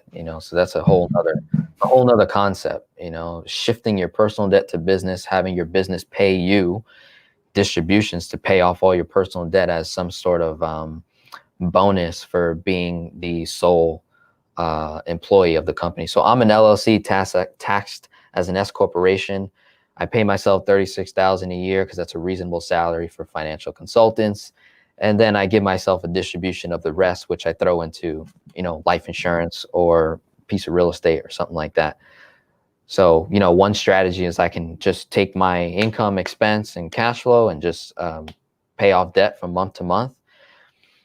The reason why most people don't do that or don't stick to it is because of the difficulty, I would say, the lengthy period of time that it takes. And then it's answering that question, can you use $1 more than once? And in this kingdom of the United States, you can use $1 more than once. In God's kingdom, it don't work like that. Everything works off faith. It's a different currency. So when we try to bring different, concepts into the United States, we have to understand how the United States works, man. It's all money is debt. Even when you're out of debt, whoever's paying you to live, they're paying you with debt. So now your money is debt. It's all debt. All of it's debt. That's kind of like how I view money. It's all debt until you get to the gold, until you get to the silver. That's real money. That's God's money, and then that is leverage and a hedge against inflation, cost of living, cost of goods, so totally different perspective. And so he's saying debt can't be used to leverage personal debt. I wouldn't agree with that. It can be, debt can be used to leverage personal debt. I think he's saying, yeah, it can be. I think he's agreeing with you. Oh, personal. Okay. He's saying personal debt. He's questioning like I'm saying it. Like he's saying, what are you saying? Really? Okay. That's how I'm taking it. Right. Okay. And the first person, and I'm assuming that's for you, not and against me. I think so. Terrence, I think I know him. I believe I know him. When I hear somebody say that, you know what the first thing that pops in my mind? I want to see your personal credit report. Gotcha. That Terrence's personal credit report will tell me exactly why he's making this statement. Guarantee you. I think he's looking good right now. From the time he met me up until this point, his credit score. His credit score. I'm not talking about his credit score. I don't care what his credit score is. I'm talking about the entire credit report, all three of them. Gotcha. That will tell me why he's making this statement. I know that's why I gotta reiterate, because when I say credit report, people think I'm talking about credit score. I don't really care about a credit score. It means absolutely nothing to me. Yeah. Dave Sincere says this should be simple. Is it Lionel or Linnell? You can call me LJ. LJ's fine. Okay. Mm-hmm. Says LJ should tell us how long it would take to get this individual who we discussed out of debt. Providing a time. I can't. It's totally up to the individual. It's up to him. I can't put time as when it comes to debt. Let me tell you something. When it comes to debt, time is irrelevant. People think time has something to do with debt. No, it doesn't. It has nothing to do with debt. But if they believe it, whatever. Okay. People, like for example, there are people out there. You want to There bring are people, huh? Do you want to bring someone in if they want to like talk? Oh yeah. If people out there that believe, let me see. Copied. All right, go. Yeah, just in case you guys want to jump in, I do apologize for hogging the mic. Here we go. That is a link. So just in case you want to jump in, you don't have to be on camera. You can just use your voice. So if you jump in, you can turn your camera off, or unless you want to be on camera, it's totally up to you. But you guys can jump in at any time, ask Denzel question, me question. If you don't like me, I'm ugly. You don't know nothing. I don't care. You guys can jump in and say, please. I mean, don't come in cursing or stuff like that. Yeah. I want to keep it civil, but if you don't like what I'm saying, I'm all welcome to that. Okay. So Gabriel Reyes says credit cards are theft. only to people who pay interest on them. Yeah, I agree. Gotcha. Okay. I love them. I got one. They don't steal from me. They don't steal from me. Just one credit card? Just one. Oh. I don't need more than one. Why do I need another one? I don't need another one. Cash All right, out. we got a couple of people coming in here. So I see Terrence first. Terrence got in here first, Gabriel. So here we go. Make sure everything's good. Terrence? Can I speak? Yeah. Is there a way? You got any headphones or anything? Because I'm hearing Echo. yeah. Echo. Well, no, I don't have headphones on. Do I need them? No, go ahead. I'm gonna mute mine. So go ahead. Well, no, I don't have headphones on. Do I need them? No, go ahead. Yeah, you're listening to the wrong stream, man. You gotta mute your YouTube. Mute your YouTube and talk. Well, I think you're just hearing my speakers in the background. Correct. So I'm gonna turn down the mic and go forward. So I disagree with you, LJ, on the fact that you cannot use debt to leverage personal debt, but you can do it for business debt. I do it in both my business and in my personal debt. My credit report, like you said, your credit score makes no difference. It's the amount of debt, most likely. I'm assuming that's what you're talking about. That debt is reducing, and it's reducing faster using velocity banking, leveraging the bank's money. I've done the debt snowball, like you said before, but you can only focus on one debt at a time unless you're splitting up the amount of extra cash that you have to add money to whatever debt. So what I've seen in my personal process is that leveraging the bank's money, getting rid of amortized debt, paying a little bit of interest on simple interest to the bank reduces my total interest that I paid as I'm working my way to zero. So mathematically, it does work because you're going to pay interest on debt. Now, if you're talking to somebody who's already out of debt, neither one of these processes are required. But if you are in debt, how do you get out of debt faster? You can, like you said, take all your money and focus it on that one bill each month at a time, or you can take the debts, the velocity banking, and do the same thing, but you're also killing the debt in your line of credit because you're depositing your whole paycheck in it every month. So it always reduces the amount of money that you're being charged interest on a daily basis, vice a set schedule on an amortized basis. And I'll go ahead and open my speaker back up. On a daily basis. Okay, so let's put it this way, Terrence. I'll go ahead and open my Could you get out of? back up. Okay, I don't know. I'm still hearing my back. Okay. Mute yourself, Terrence. Put it this way, Terrence. Yeah, you got to mute. Let me mute him. I'm mute. Okay, there you go. Okay, Terrence, could you get out of debt without using velocity banking? Yes. Denzel? I mean, Terrence?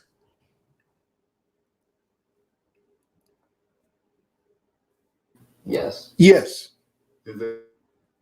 So you do agree that velocity banking is based on borrowing money, correct? Yes. And if you borrow money, that places you further into the negative, correct? Money, correct? Incorrect. because you take the money okay. that you borrowed and you pay it off into the other debt. So your debt is exactly the same until you start paying it off. So you're saying if I had $100,000 worth of debt and I borrowed $5,000, I wouldn't be $105,000 worth in debt?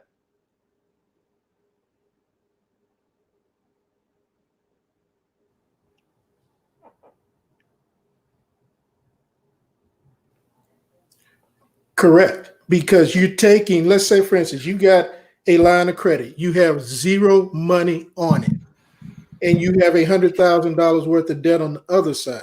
You take $50,000 out of your line of credit. You pay it on the $100,000. You still have $100,000 worth of debt. It's just in two different accounts. But because you sent the money over to the amortized debt and you're paying it off on simple interest in the other debt, your debt comes down faster. It's not double debt.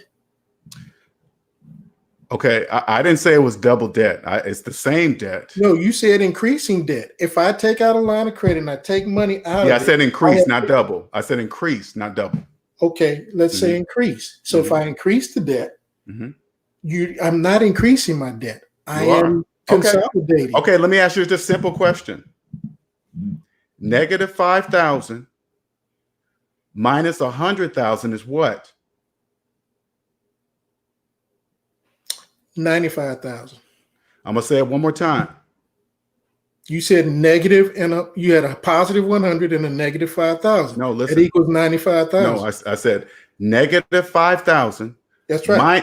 Minus minus 100,000 is what? 105. Negative 105, correct? Correct. Okay. So if I'm negative $100,000 in debt and I go borrow $5,000 from the bank that I'm about to pay interest on, that's negative.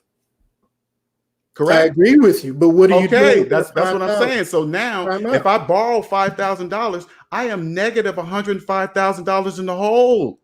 No. What did you do with the $5,000 that you borrowed? It doesn't matter. Yes, I borrowed it. It does. It does. Because if I take that $5,000 and go buy a Bose stereo system to add to my $100,000 worth of debt, you're right. But if I take the $5,000 and pay it to the $100,000, that now reduces to 95, and I have $5,000 on the other side. I'm still only $100,000 in debt. It's just two accounts. All right, Terrence, I'm gonna say it a different way, okay? I'm gonna say it a different way, and I want you to agree with me if my math is right, okay? And I'm not trying to get on you or anything. I'm just trying to show you something. Negative 5,000 minus 100,000 is what? I got the 105. No, say it fully. I want you to say negative 105. $105K. Just because I include money in this equation doesn't change the equation.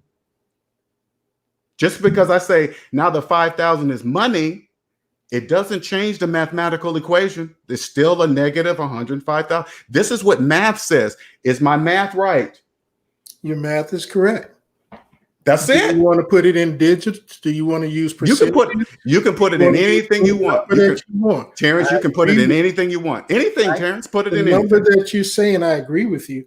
Okay. But the concept that you're talking about is that it sounds like I have $100,000 worth of debt. Yes. If I take another $5,000, I'm $105,000 worth of debt. Yes. True. But what do you do with the other money that you borrow makes the difference. If you sit up there and you spend it somewhere else, you are $105,000. Hey, Terrence, I don't really care what you do with it. It doesn't matter what you do with it. You borrowed it. That's all that matters. The bank doesn't say. Matter what you do. Okay, listen, Terrence. Say like I'm the bank, and you borrow $5,000 from me, and I don't care what you do with that $5,000. I'm just going to say, okay, Terrence, you sign right here for that $5,000, and here you go. You do whatever you want with it. I don't care what you do with it. You're $5,000 in debt with me. I don't care what you do with it. The money that you already had, which is a negative $100,000, I'm a new bank. Now you're a negative $5,000 with me. So now in total, you're a negative $105,000, period. I'm not saying anything fancy. I really am not. You're not saying anything fancy. What you're saying is exactly correct. The part you're leaving out is what is being done with the money. You say you don't care. As a bank, the bank probably doesn't care unless it's the same bank. As long as you're making your payments on time, Terrence. Hey, Terrence, I'm the bank. As long as you're making payments on time, I don't care what you do with the money. Do whatever. Velocity banking, infinite banking, trading in the stock market. I don't care. As long as my payments are on time, Terrence. I get you. I understand. Whether it's debt snowball or whether it's velocity banking, the goal is to get out of debt. And you are stuck on the, and I won't say mathematics. I'm stuck on mathematics. Say it, Terrence. Terrence, no, Terrence, stop, Terrence. Say I'm stuck on mathematics. Linnell, you are stuck on mathematics. That's what I want you to say because that's the only thing I'm using, Terrence. So let's say, Linnell, you're stuck on mathematics. But you're leaving out part of the equation. No, I just want you to say, Linnell, you're stuck on mathematics. You're not. It's not mathematics, man. It's not mathematics. You're leaving out all the equations. Yeah. Maybe I am. Like, One second. It's like saying X plus Y equals this. One second. You didn't provide. You didn't provide. The rest of the equation. You didn't. Yeah, you're not going with the full equation. Okay. You're only talking about what's being borrowed. You're not talking about what's being paid. Yeah. And the other thing that my friend Terrence didn't even mention is as soon as I pull 5,000 or whatever the amount is out of the line of credit, check this out, Linnell, the same day that I pull that money out of the line of credit, I receive my paycheck and it's all going back into the line of credit. So I actually paid way more back to the bank, plus the original debt that I have is now at $95K. And then the $5K that I owed on that line of credit is say my income is $3,000 a month. Now I only owe $2,000 on that line of credit. So now my debt is at $92,000. Okay, so I paid $5,000 to the bank, so it's minus 95, and then I put $3,000. Now I'm at minus 92. And then depending on what their cash flow is, right? It would save $1,000. Then the balance goes back up to say 4,000 or whatever the number is. And from month to month, all we're doing is removing the interest that you would normally pay. And that's where you're getting blocked with your mathematics because you guys are agreeing with me. Why do you guys say I'm blocked? Terrence just said he agreed with my mathematics. You said you agree with my mathematics. Why are you guys saying I'm blocked? You guys agree with me. No, you're blocked to the point where you won't finish past math. Equation. You won't finish the equation that math has provided. We all came to I did finish the equation. It equals negative 105,000. Do you agree? Do you agree? Mm-hmm. Terrence, do you agree? I agree at that point. Yes. Then we all agree. We're kumbaya. Oh, kumbaya. All right. That's what I'm saying. What's the rest of the equation, Linnell? Equals negative 105,000. End of equation. No, it's not the end of the equation. Okay. Everybody, listen, everybody in the room, pick up your calculators.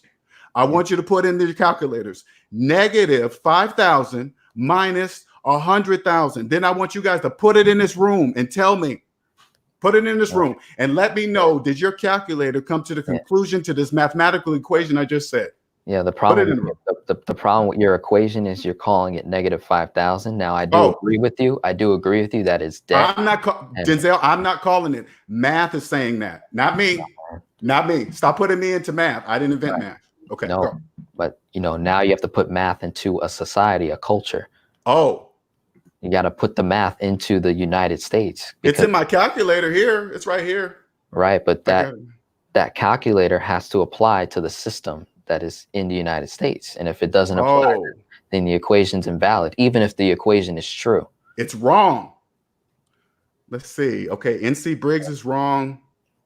Joseph Brown is wrong. Hey, you guys from Denzel's channel, you got it. I know your calculator's the same. Go ahead. Don't be embarrassed. Put it in there. Just put it in there. Yeah. So all those people are wrong. 100,000 minus 5,000 is 95,000. Correct. Even if I borrow it. Okay, so I didn't say you said a whole totally different equation. I'm saying negative 5,000 minus 100,000. That's the equation I'm saying.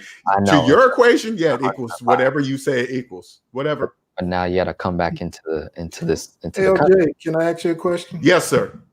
Do you ascribe to debt consolidation? If the right situation, yes. Does that mean that you are combining multiple debts into one debt? That's what debt consolidation does. Yes, You have exactly. to take out a debt to consolidate that debt? Do you have to do what? You have to take out a debt to consolidate debt. Correct.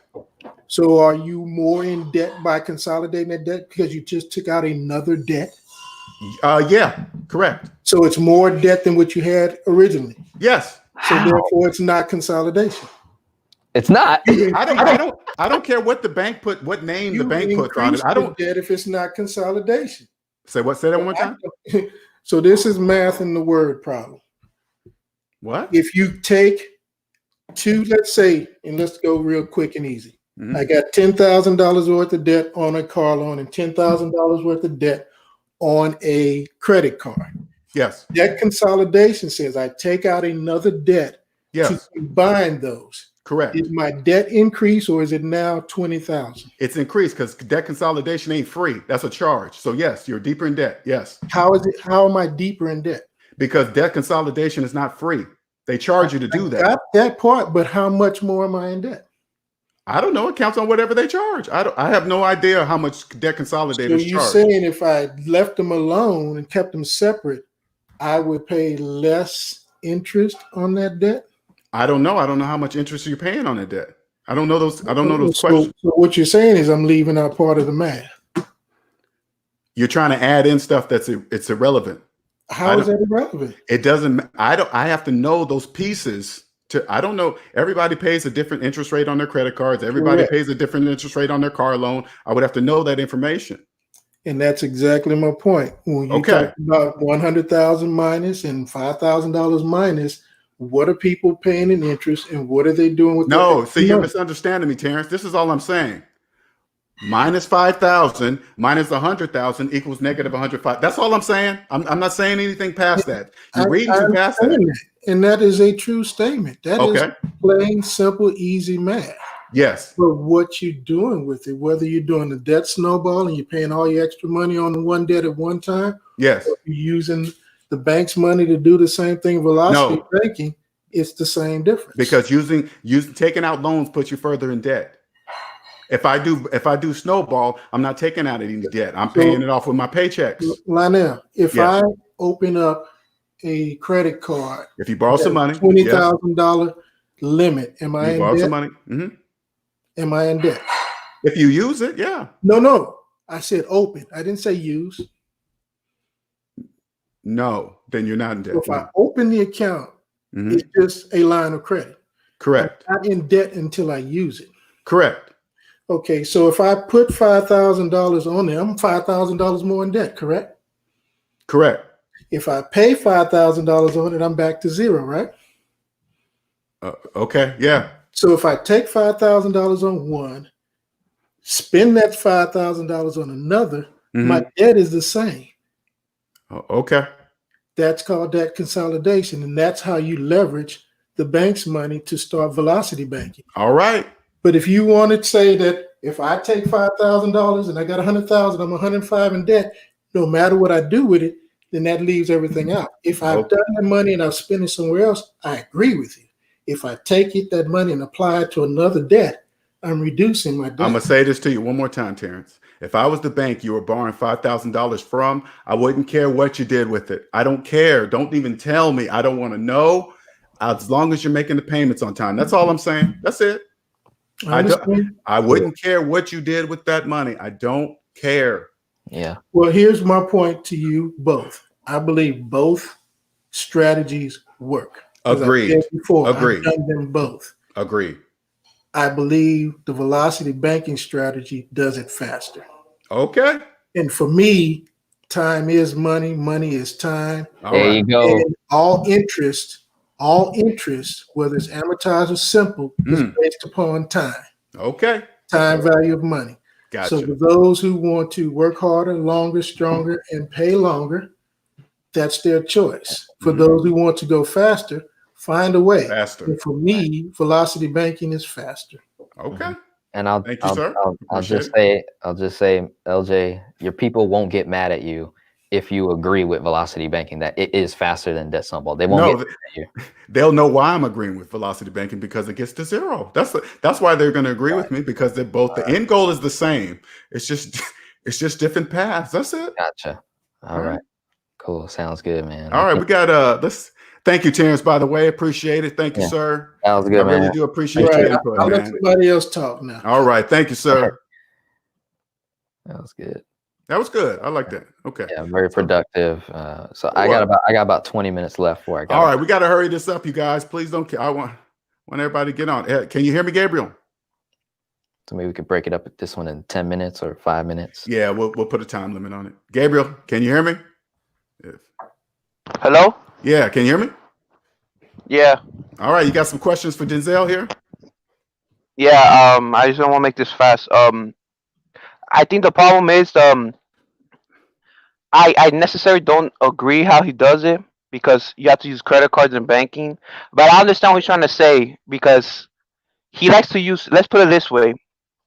LJ likes to use basic math, like 5 plus 5 equals 10. But with Denzel, he likes to use integers, if that makes sense. If you guys understand. So let's say like this. What's negative 25 plus negative 25? Negative 50. Okay. Negative 100. That's what he's trying to use. Negative 100. Negative 100. Or whatever. Yeah. What about negative 500 plus 100? What he's trying to do is like with integers, with math, but you're still going to be in debt. So that's why, let's put it this way. Why would you be borrowing? Why would you be going to the bank to borrow a loan? Because you don't have money for it. No. Right? See, look, I'm doing what Jesus did when he fed the people on the side of the mountain with fish and bread. He multiplied it. He basically split the atom. He split the atom. That's what I'm doing with money. I'm splitting the money. That's what Jesus did. That's what what's his name? Einstein. He split the atom. Yeah. That's what I'm doing with money, man. I'm multiplying fish and bread. All right. Okay, I can understand stuff, but I'm just talking about math. I'm not talking about no religion. I'm just saying, if I have $5,000 in debt, and I only have, let's say, $100,000, what does that make me? $400,000 in debt. Now, if I want to go and buy, let's get a loan for a credit card, why would I be doing that? Because I don't have money, right? Does that make sense? Yes or no? You don't have the capital to acquire the capital. Okay. Oh yes, of course. But why would you be doing that in the first place? To get it now, so that I can be productive. Okay. And to pay interest. That's not you're not getting that money in return. You're actually paying them more. If I borrow, basically I could pay zero or nothing. Let's put it this way.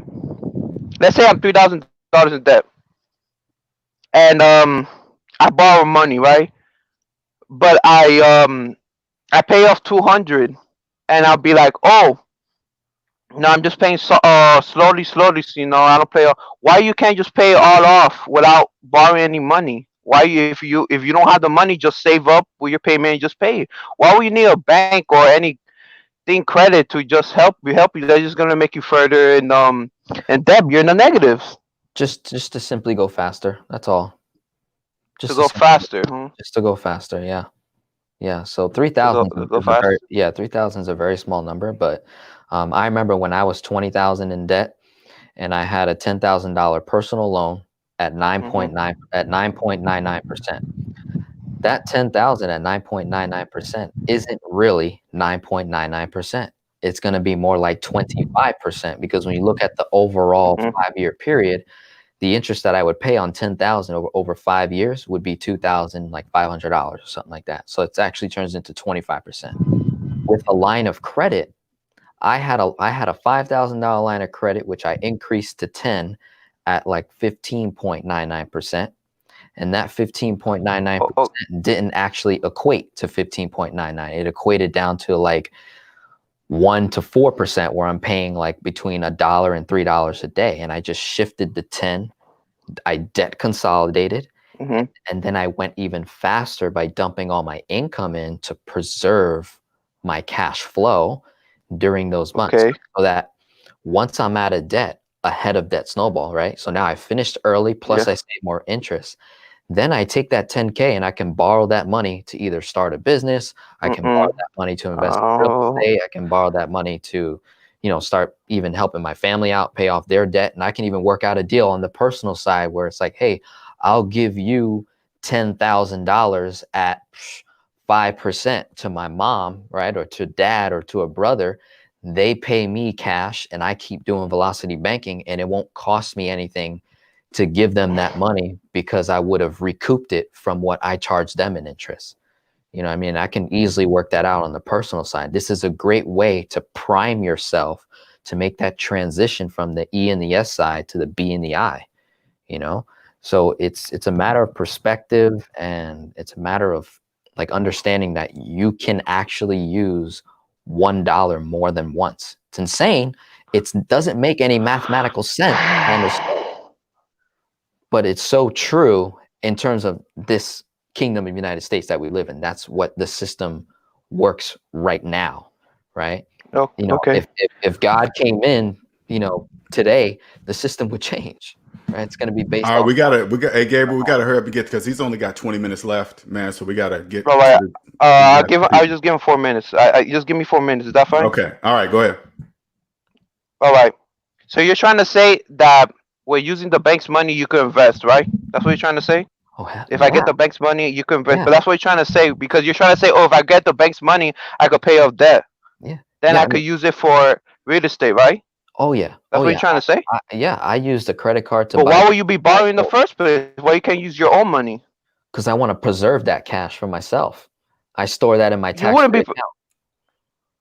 You wouldn't be doing that if you had money. If you have money, you just do it on okay, I want to invest in a Roth IRA or anything. Don't mix Why would you need business and bank personal. money? Don't mix business and personal. You guys are, because when you start talking about houses, plural, I'm assuming those are rental houses. That's business.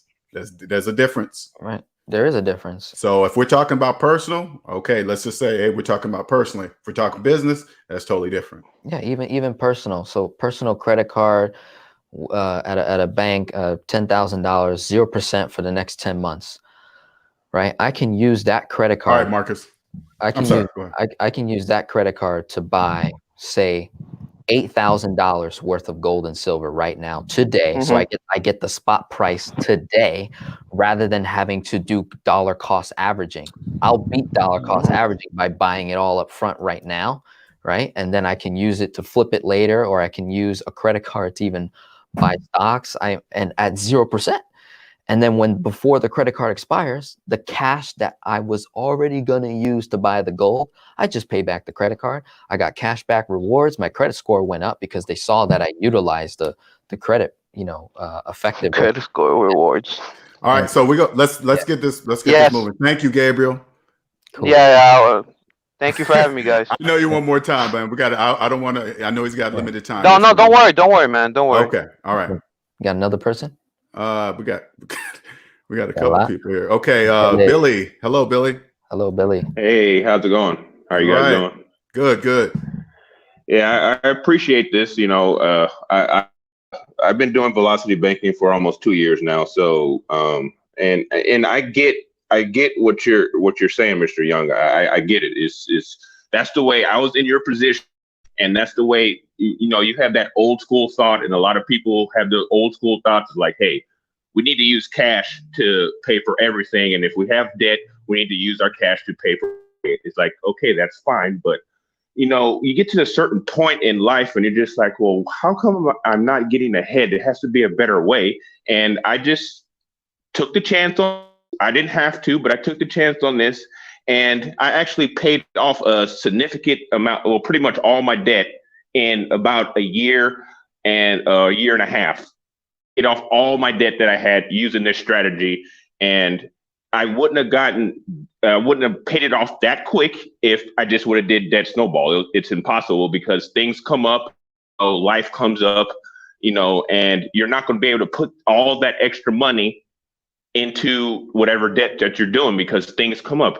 I paid off all this debt. I didn't have to go on a beans and rice diet. I didn't have to change my lifestyle. We still took a vacation. I mean, I did everything I normally did. I just switched the way I paid bills, And that's all I did. Just like when we first got on here and you said we had a car loan for 30 grand and then we had a line of credit for 20. And then you said, well, if I take out $20,000 from the line of credit to pay on the car, which now that car is going to go down to $10,000, the you're saying that now I'm going to be $40,000 in debt. No, because I'm going to be putting my income back into the line of credit, thus bringing it down. If my cash is $5,000 a month, it's just simple math. 5 divided by 20 is 4. So that's 4 months you're going to pay back that $20,000, and you're saving all that interest. You're attacking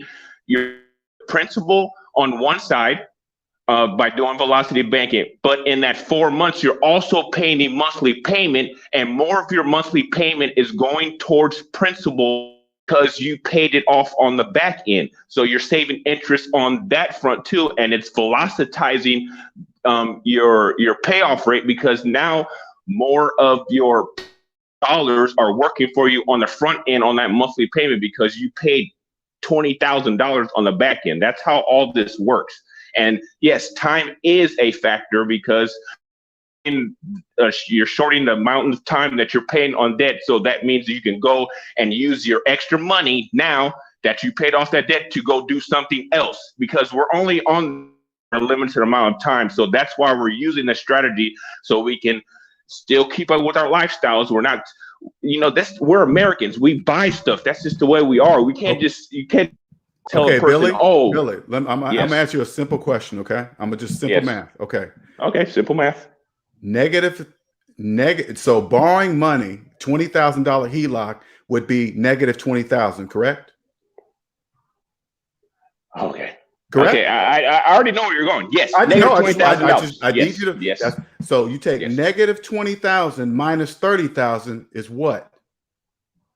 Negative 20,000 minus 30,000. If I'm taking $20,000 from a line of credit to put down $20,000 on my car loan. That's not my question. Right? That's not my question. Okay. That's not my question. All right. Don't worry about anything. I'm just talking about mathematics. Okay. That's it. Okay. Let's start over. Okay. So negative 20,000 minus 30,000 is what? Negative 50,000. Negative 50. Okay. Yes. Just because I enter money into that equation, if I change the numbers, if I put the dollar sign and say now we just did math. Now I'm gonna put the dollar sign in front of the 20,000 and the 30,000, right? Does the math change because I put a dollar sign in front of it? No, it doesn't change. But okay. It's still, no, stick with the math. Okay. Does the math does the end result change? No. If you just write it on a piece of paper with nothing else, yes, it's negative 50. We get this. Listen to what I'm saying. If it doesn't make mathematical sense, it doesn't make financial sense either. Oh, so yes, I understand. If you borrow, now listen, same thing I said to Terrence. If I was the bank loaning you $20,000, Billy, I wouldn't care what you did with it. It's none of my business. None of my business. Okay. None of my business. As long as you're making the payments on time. So on the other hand, if I was a bank, I am all 100% for velocity banking. 100%. Why? Because you're borrowing my money. I'm trying to say. Okay, but I'm paying less interest. I don't care. That's the part that you're not getting. We're going to be paying interest. We all going to be paying interest anyway. Billy, listen. I don't care how much interest you pay me. I understand that. I'm just trying to tell you something. I'm the bank. I'm trying to tell you something. As long as you're paying me interest, I don't care how much interest it is. I don't care. Okay. All right. If it's low to you, it's low to you. Yeah. Whatever. So if we you think all these people, these rich people, that they just got rich by just using their own money? No, they didn't borrow at all. No, rich people borrow money. I'm agreeing with you, Billy. Rich people, listen to the words. Rich people borrow money. How did they get there? If they started from zero, so you're saying they used all their own money the whole time from starting from zero all the way up to they had to get rich from some point. So they didn't borrow money in all of that. So they just started borrowing money when they became rich, when they started their own business. That's when they started borrowing money. That's what you're saying. I'll tell you. First, they had to learn how to count to 1,000,000 to get to 1,000,000. So savings minus debt equals the number where you start to account to 1,000,000. Okay. So you start to count to 1,000,000. Once you go, say like it's negative 50,000, negative 49,000, negative 48, blah, blah, blah, all the way up to zero. Once you're at zero, and then you start counting 1, 2, 3, 1,000,000. I'm not saying this, Billy. This is just mathematics. This is the stuff I learned in grade school. But you still didn't answer the question. I'm about to. So now that I understand money over here, we come over here and say, oh, God, there's a big tax advantage on the business side. Oh, my God, I didn't see all that tax savings. The majority can't pay that because they're in debt. It's mathematically impossible for them. So since I make all this gargantuan amount of money, I'm going to plan it. I'm going to borrow money because borrowed money is not taxed. And it lowers my taxes because I'm investing in taxes. So yes, the rich borrow money, but differently than people in debt. That's all I'm saying. So they're lowering their taxes. So what are they doing? They're what? Are they saving money? No, they're borrowing money. But you said it's lowering their taxes. So yes. Why do you even mention taxes why would he even mention taxes? Because Denzel, you see what I'm saying? He can't hear what I'm saying. Taxes. Do you understand? You have to pay taxes, right? Denzel, do you hear what I'm saying? Are you going to take? Yes, I'm not even being rude. I'm not even being rude. Let me put it this way. Billy. Okay, so what you're saying is to the point where a person becomes a millionaire, they had to start from somewhere. So I asked you, how did they get from zero to become a millionaire, to start their own business, to get all these tax breaks? So you're telling me that they did not borrow any kind of money to get from debt to zero. That's what you're telling me. Never. They didn't use other people's money, like we say, to get to zero at all. They just used all their income, all their hard work, all the overtime. They didn't use anybody else's money. That's what I'm asking you. The millionaires. Yes. Okay. It's math. Listen what I'm saying to you. It's mathematically impossible to borrow your way to zero. Okay. So say for instance, I took out a loan and the loan is 5%, and then I go invest that into a property that a lot of properties that you can get, maybe 15, 20% RUI on it. So you're telling me that if you borrow money to pay for a house and then you come out ahead on the house, then that's wrong. You shouldn't do that. That none of these rich people actually did that. It took the chance, took risks to borrow at a low cost to get a higher cost on return on investment. You're telling me that they don't do this? Yeah. So Billy, he's saying, Linnell is saying that it's mathematically impossible, but so many people have proven it to be possible. It's kind of like the resurrection of Jesus Christ. So many people don't believe he actually rose. That's why he actually rose. So it's one of those. It's one of those blockages that, I'm confused right now. I can clear it. Him and I are agreeing up until a certain point, but Linnell is sticking in mathematics, and he won't convert or transfer over to. I believe in math. To money, right? And I believe in math too. I use math all the time with my finances, but I'm just using it differently. Let me let Denzel finish. I apologize, Denzel. Yeah. Okay, I'm sorry. Yeah. So we are in all. Everyone in this chat room, I believe, is in agreement with mathematics. But when you add another factor, everything changes, right? It's with any mathematical equation. When you start getting into quantum physics, when you start getting into atoms, the math will not make sense at first. But if you can see past the logical and start stepping into the spiritual, I relate finances to spirituality all the time. There are just some things that do not make any mathematical sense. If it doesn't make mathematical sense, it doesn't mean it doesn't make financial sense. It does not mean that. And Grant Cardone, 10x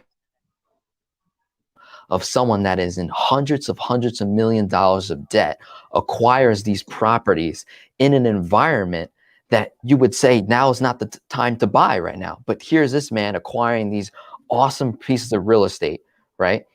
And it doesn't make any financial mathematical sense because he does not actually have the capital, the actual cash to acquire things. So what does he do? He creates a syndication and acquires other people's money so that they can get in on the profits of that deal and create wealth. It works the same way in your personal finances. It works the same exact way, right? In order for me to become a king in God's kingdom, I have to understand personally how I am showing up in the world. And then when I make that conversion over to a king, trust me, finances are not going to make sense when you become a king versus when you are a servant. When you are a servant, you have to stick to a system. When you become a king, you rise above a system, and now you get to write the system. You get to enact laws. You get to say that $1 today is worth 95 cents today, and tomorrow it'll be worth 87 cents. 3 years from now, it'll be worth 57 cents. But as long as you understood how to maximize cash flow, get ahead of inflation on the personal side so that you can convert to the business, all I'm doing is priming people for that event.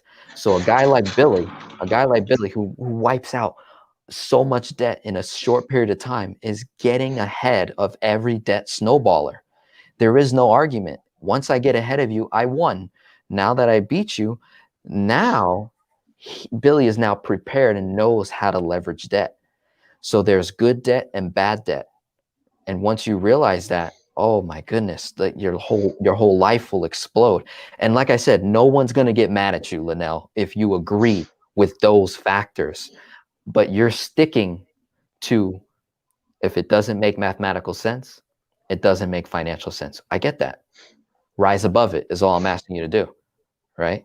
Rise above it and watch what happens. That's all I'm saying. And I'm going to clear it out there. And I think we're good for today. I think we can have another. Let's bring another person in. All right, we're going. Okay.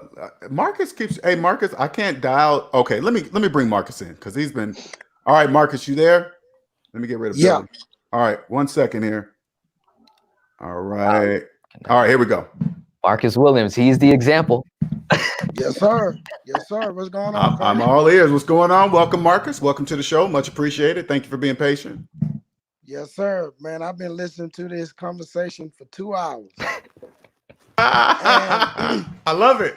Regardless of the outcome. Regardless, I love it. Go ahead. I think basically what happened was I had a truck and the motor blew in it. And I didn't have the full amount of money to get the motor rebuilt or replaced. That was my first truck. So it took all my cash to get me another truck. So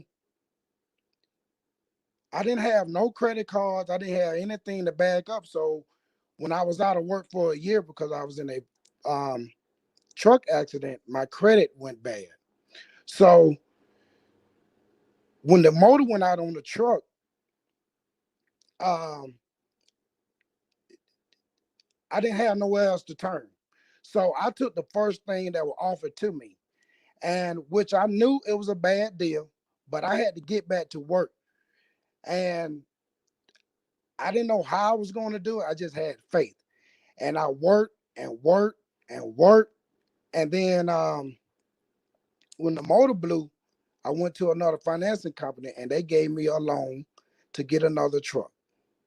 So once I got that loan, and at that time I was introduced to Velocity Banking, then I end up reaching out to Denzel. And he explained to me what Velocity Banking is and how it works, whatever. So now that truck that blew, it went in collection. So once they fixed the truck up and sold it, I only owe $2,300 on that truck because whatever they sold it for, I had to pay the difference. So I rolled that out. I didn't want to pay the $2,300. So I said, well, it affected my credit. So let me go ahead and pay the $2,300. And I tried to negotiate that debt. So they didn't bite down on the negotiation. So I went ahead and paid it off. And they sent me the paperwork. So once I paid that off, my credit score went up to over 700. Once my credit score went up over 700, I applied for credit cards and line of credit. That's how I got that $20,000 line of credit from PenFed. So, remind you, I'm just now learning Velocity Banks. So I said, you know what, I'm gonna try this and see how it works. So because I owed 20-some thousand, $30-some thousand on the second truck that I got, I put 10 down on the line of credit. So if I got $30,000 and I got a $20,000 line of credit, that $20,000 line of credit is not debt until I use it.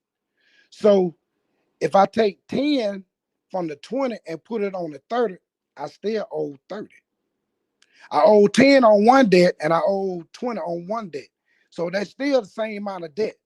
So the $1,800 that I spent on truck note versus that was amortized versus to the $10,000 that I spent on from the line of credit, that's simple interest.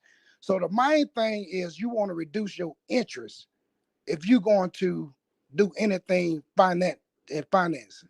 So I rolled that out and I hustled and busted. I paid the 10 back. I said, oh, okay.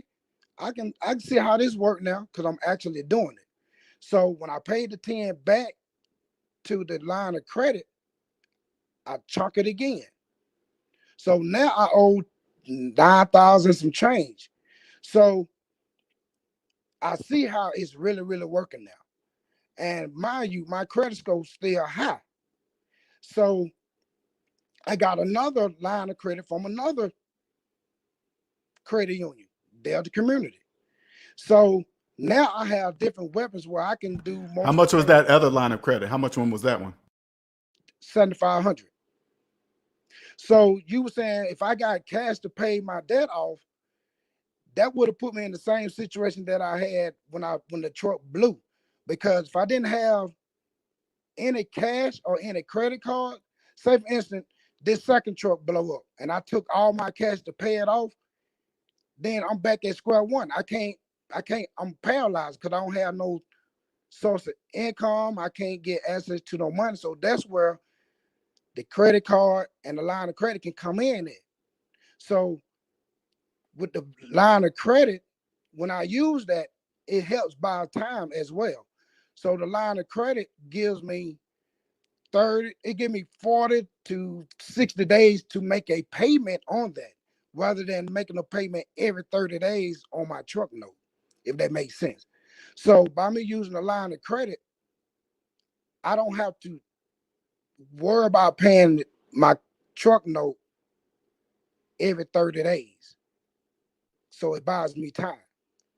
So with that being said, now you talk about credit score and my credit report. I got over seven.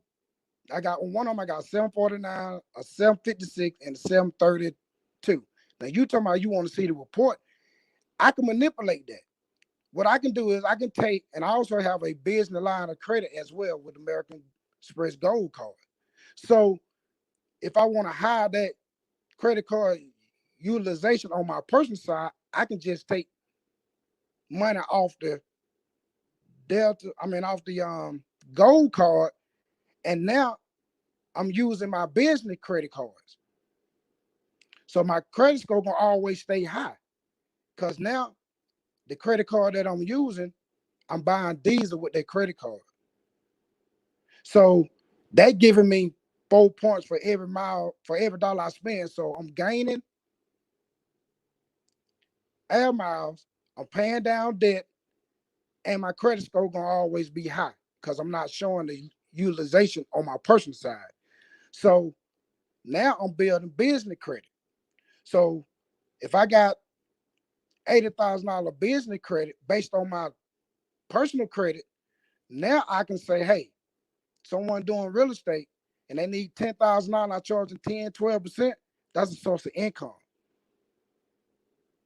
And they, pay it in 60 days, 90 days.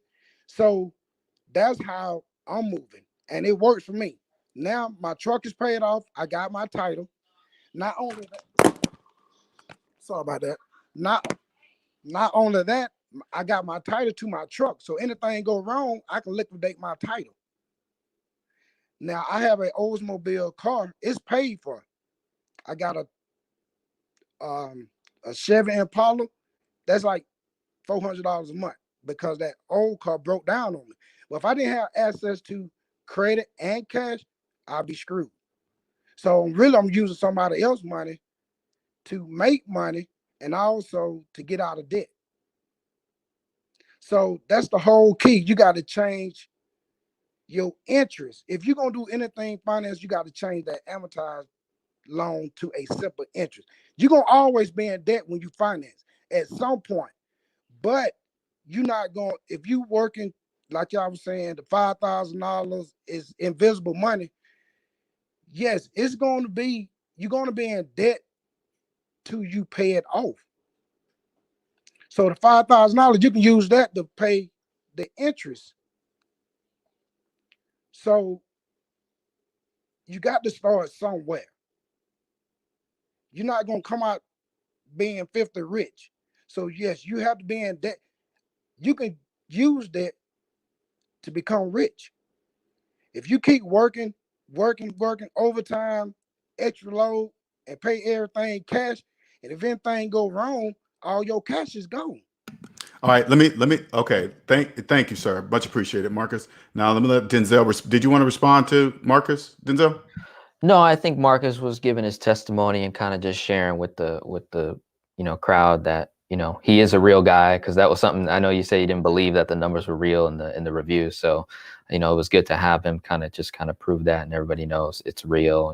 Things happen. I do have one question for Marcus. I do. Hey, Yes, Marcus, yes. when your truck broke down with the engine, how come you didn't have no money to fix the engine? Well, I didn't have all the money to get a new engine. That's what I'm saying. How come? Right. Well, because I didn't know. I wasn't really disciplined with the money before then. Better question. How much would it cost you to fix that engine? Around 10 to 20,000. 10,000. So since you didn't have the $10,000, you decided that you were going to go finance a $30,000 truck. Correct? Yeah. All right, correct. So since you didn't have $10,000 cash to fix your current truck, you're going to somehow get ahead by spending $30,000, right? That's what you're thinking, correct? That's what I did. Okay, that's what you did. I'm gonna tell you why, because no. Let me finish, sir. Let me just finish, because I'm trying to help you see something. Okay. First, if you figured out why you didn't have 10,000, you wouldn't have to spend 30. All right. If you had 10,000, if you had $20,000 cash in your bank account, you sure would have fixed the engine in that truck. Correct? Not necessarily. All right, sir. Say like it was $10,000, you fixed it. It would have cost you 10. Correct? But you said, hey, since I don't have $10,000, I'm going to go spend 30 at an interest rate. Correct. Okay. Now, let me tell you something else. Only people, listen, I want you to listen to this closely, Marcus. Only people in debt finance vehicles. Okay. People with money, just a second. People with money never ever finance things that go down in value. That doesn't make any mathematical sense. And since you didn't have the money, the $30,000 for the truck, guess what else you didn't have money for? You didn't have money for the taxes either. Okay. So not only are you financing the truck, you're financing the taxes too. I understand that. People, no, listen, a lot of people don't. That's why I'm trying to tell you something, because that's a number that's not really factored in your head. You're financing the taxes too. Do you understand that? This what happened. Yet he still got ahead. That's the point. This what happened. Like, how did he not get ahead? The engine blew in my truck. So I had $15,000 cash. It was gonna cost probably about $20,000 altogether to get the engine fixed, to get the truck fixed. So I turned the truck in. Once they got the truck and fixed the truck, they sold the truck. Whatever left, I owed, which was $2,300. So I paid the $2,300 and kept my $15,000 and got another newer truck with $30,000 truck. So you can go back to work, right? So I can hurry up and get back to work. So once I found out how I can utilize other people's money and save my money, it made sense to me at that time. Because if I would have put all my money in the old truck to get the engine fixed and something else major happened, I'm screwed again. Okay. Yeah. So now I have leverage. With Okay. all that being said, at the end of the day, I can go and get a new car. I can go buy whatever I want. I have line of credit. I have credit cards. I got my truck paid off. I got my title to my truck. I got my title to my car. So I'm in a better position now than I ever was when I had the truck All before right. I found out about velocity banking. So at the end of the day, it works for me. I Okay. understand it. Mm-hmm. I see the whole concept of it. I understand where you coming from as far as debt is debt. Mm-hmm. But if you in debt at some point in time, if you work toward it, you'll be out of debt. So my thing is always have an ace in the hole. Regardless if it's credit card, line of credit, title to your car, or the deed to your house, you always want to have something to fall back on, because All right. we all not millionaires. So I just don't want to get caught with something happen and I can't move either way, with the Okay. credit card or with the cash. All right, sir. Thank you, sir. We got it. How much All time you right. got left, Denzel? I'll do one more. 'Cause, Okay. All right. yeah. Let me get 1 second here. Appreciate the testimony. All right, from- Abe, can you hear me? Yeah, I can hear you. Okay. Go ahead, Yeah, I can hear sir. you. I'm trying to hurry up before. I see you, Shell. Don't worry. I see you, man. Okay. Good morning, everybody. How's everybody doing? Good Good, morning. good. Good afternoon. Yeah. Oh, yeah, damn. I am really just confused on what's really going on. I don't know too much about finance and all the terminologies you guys are talking about.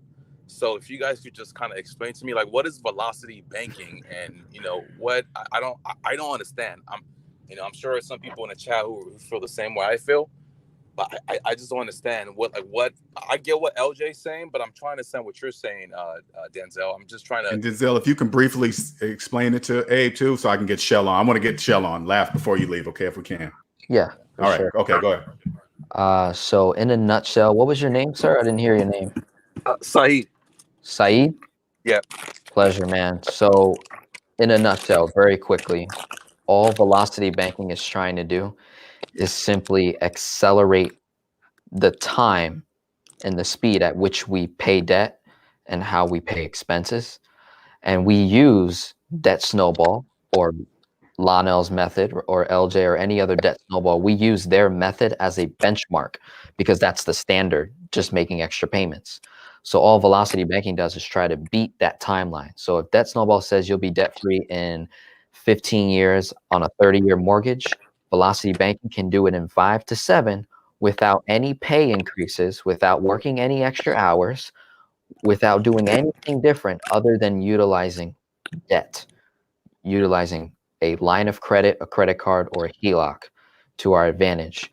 And we're simply borrowing at zero cost, zero or very, very little cost. And whatever that little cost is, we offset it by whatever debt we pay off first, right? So that snowball pays off debt gradually.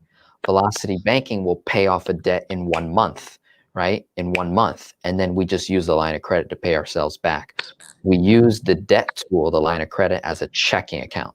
So as long as you can understand how to simply shift bad debt to good debt, pay no interest, and shorten the time, you're going to increase your cash flow, lower expenses, build credit, create wealth, and you're going to preserve your money from actually going back to the institutions, right? You're going to preserve it. You're going to be able to use it later on when you're actually out of debt, rather than having to restart by saving your money from month to month once you are out of debt. Kind of how LJ was saying, once you go from negative money to zero, now you have to count 1, 2, 3, 4, 5.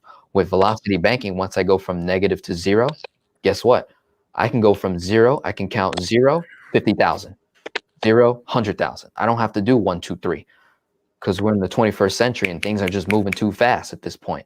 We have to amp up our game, and I'm able to use scripture and the word to back all this up, because that's exactly what Jesus did. He multiplied fish and bread.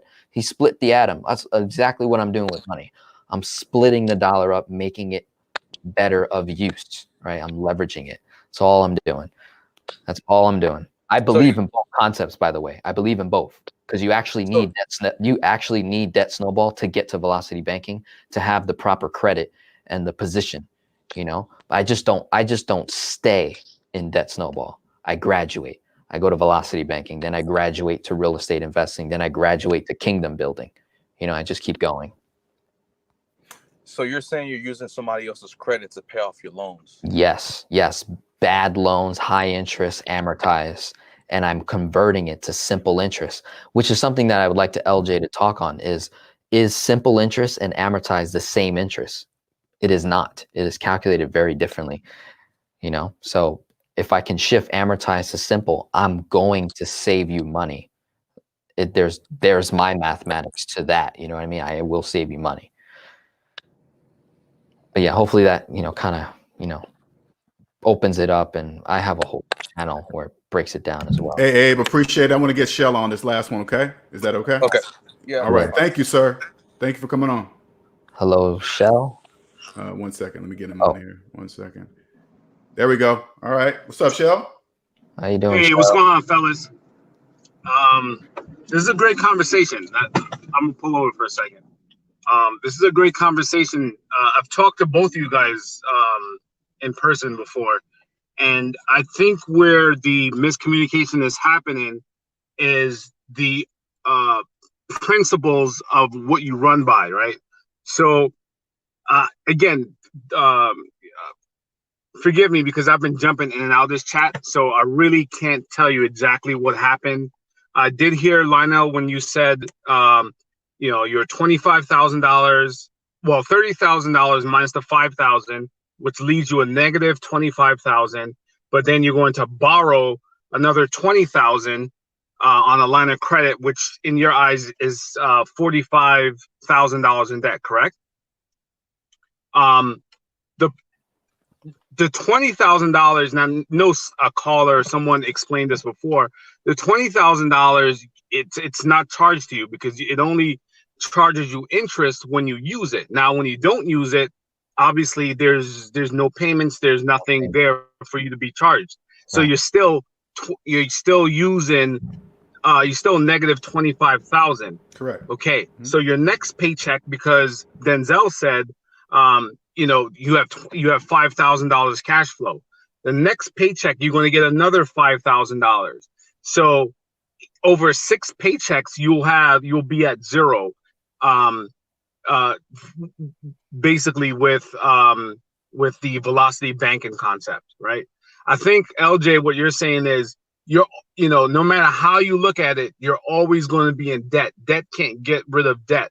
The problem is your communication. So LJ, I think you believe that you can't be in positive cash flow until all your debt is paid off. So that $25,000 doesn't really exist in your brain, right?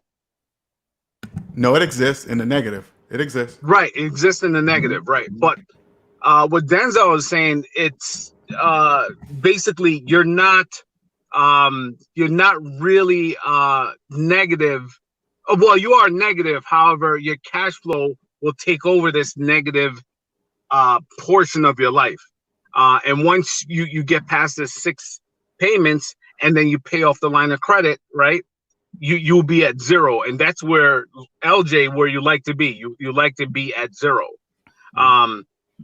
Both you guys are basically saying and doing the same things, but coming from different aspects. It's like velocity banking versus Dave Ramsey or Susie Orman or any one of those financial gurus.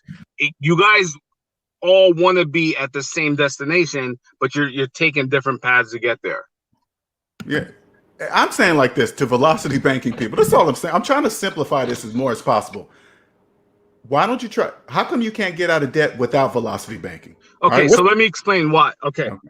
So okay, full discretion. I actually use velocity banking to get out of my debt, and LJ, you already know that I you know, I've paid off my house and my student loans and my car. So I'm at zero, where you like to be.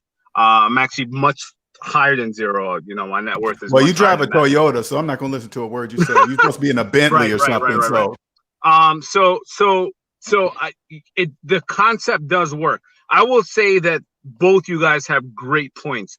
It's hard for me to convince people who aren't really good financially to do these things, because you can really get in trouble. So everyone who's out there spreading this whole velocity banking thing it is a good concept, but if people don't fully understand it, are not good with their money, they're definitely going to mess up and definitely going to be way worse than they started. Agreed. Right. What I'm saying, it's training. It's training to be a boxer or any kind of an athlete.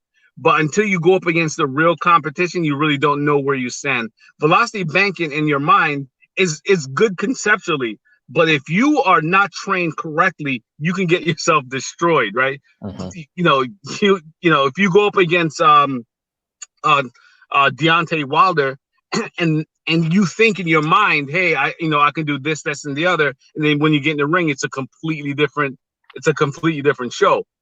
So it is kind of dangerous, but it does work. And it worked for me because my positive cash flow was really high. So I actually paid very little in interest and was able to keep my own money because I'm using someone else's money. But that's still, it's not a recipe for success.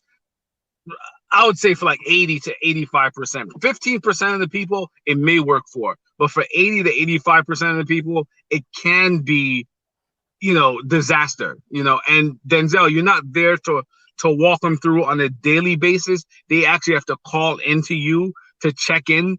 So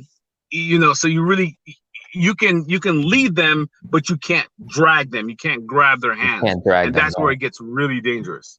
Well said, Shell. Well said. Yeah, I agree with all your points. Definitely, I agree with that.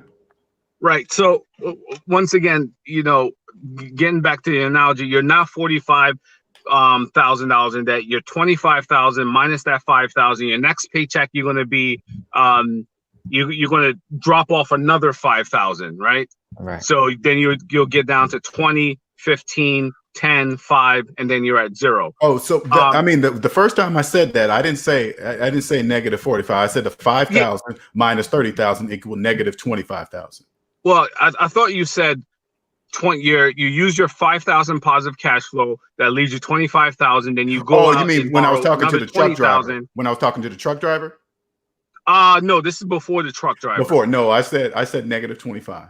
Negative 25, because I know the line of credit, if they don't use it, it just sits there, no money being made, blah, blah, blah. I think when you go back, you'll see when you said 25,000 and then you borrow another 20,000, you're going to be 45,000 the whole. But that's neither here and there. Right. So anyway, the whole point I'm trying to make is, again, it's going to take discipline. Most people don't have discipline, right? Your summer body that you talk about, you really can't tell everybody to go out and do that because they may not have the discipline to do it. So can it be a disaster if someone has some kind of eating impediment or some kind of what do you call it when you your body has side effects to certain foods? Allergies? What do you mean? Say it again? We talking about allergies to foods? Allergies. I'm sorry. Yes, allergies. So you literally have to train them and then give them proper nutrition that would sidestep their allergies if they're allergic to anything, right? So, again, you guys are both very smart, very intelligent people coming from different ends of the spectrum. LJ, you over your years, you've experienced so much that. Uh-oh. Did we lose them? I hope not. Oh man. Shell. Say it isn't so. Oh, there you go. There you go. Yeah. I'm not saying you're old. I'm just talking experience. And then Denzel, we thought we lost you. Basically have got in under the velocity banking construct and been able to implement that at an early age, right? if LJ was able to do that, he'll be well off too, because LJ, you do have the discipline, right? So it could, in certain aspects, you could recommend something like velocity banking to LJ when he fully understands, and he would be very successful at it. Oh, he would. That's so interesting about this podcast, because you guys are fighting from two ends of the spectrum, but literally you guys are going to end up at the same destination, because you guys both are financially strong enough to become successful doing velocity banking, or just paying it off, you know? Because basically, again, your velocity banking, you are supplementing, or you're saving time by putting in the bank's money and then saving interest from another bank, right? So in ways, you are definitely saving money using velocity banking. But again, for 85, and again, I'm just shooting that from the hip. 85% of people, I don't think this is good for. Right. And LJ, I remember telling you about my sister, how much money she's in. Right. Even when I even mention it, it's just so over her head that she's like, "Oh, I'm not going to do that." And if she did start it and did mess up, I would feel terrible about it, right? Right. So, Right. And that's when I bring in Debt Snowball. So I'm like, "Hey, do Debt Snowball for right now." Yeah. Well, Denzel, do you remember talking to me on the phone or no? Yeah, I remember. Okay. Yeah. And that's why I saw you in a shell. I was like, I don't know one shell. And to Lano's point, he don't got to drive no Bentley or Mercedes Benz yet. Oh, he knows I'm messing with him. I teach him about that. And I'm a six-figure guy. I'm driving a Hyundai Tucson. Yeah, so I heard that. I'm with it. I'm with that low level, lifestyle living and maximize cash. So I get it. I did enjoy this. This was an excellent. It really was conversation. It's like we both do get to the same point. One could fail using velocity banking. I think the chances of failing doing Debt Snowball are very slim. You would have to lose your job to fail at Debt Snowball, I would say. You'd have to lose your job or get hurt or get injured or just be in a really, really bad position.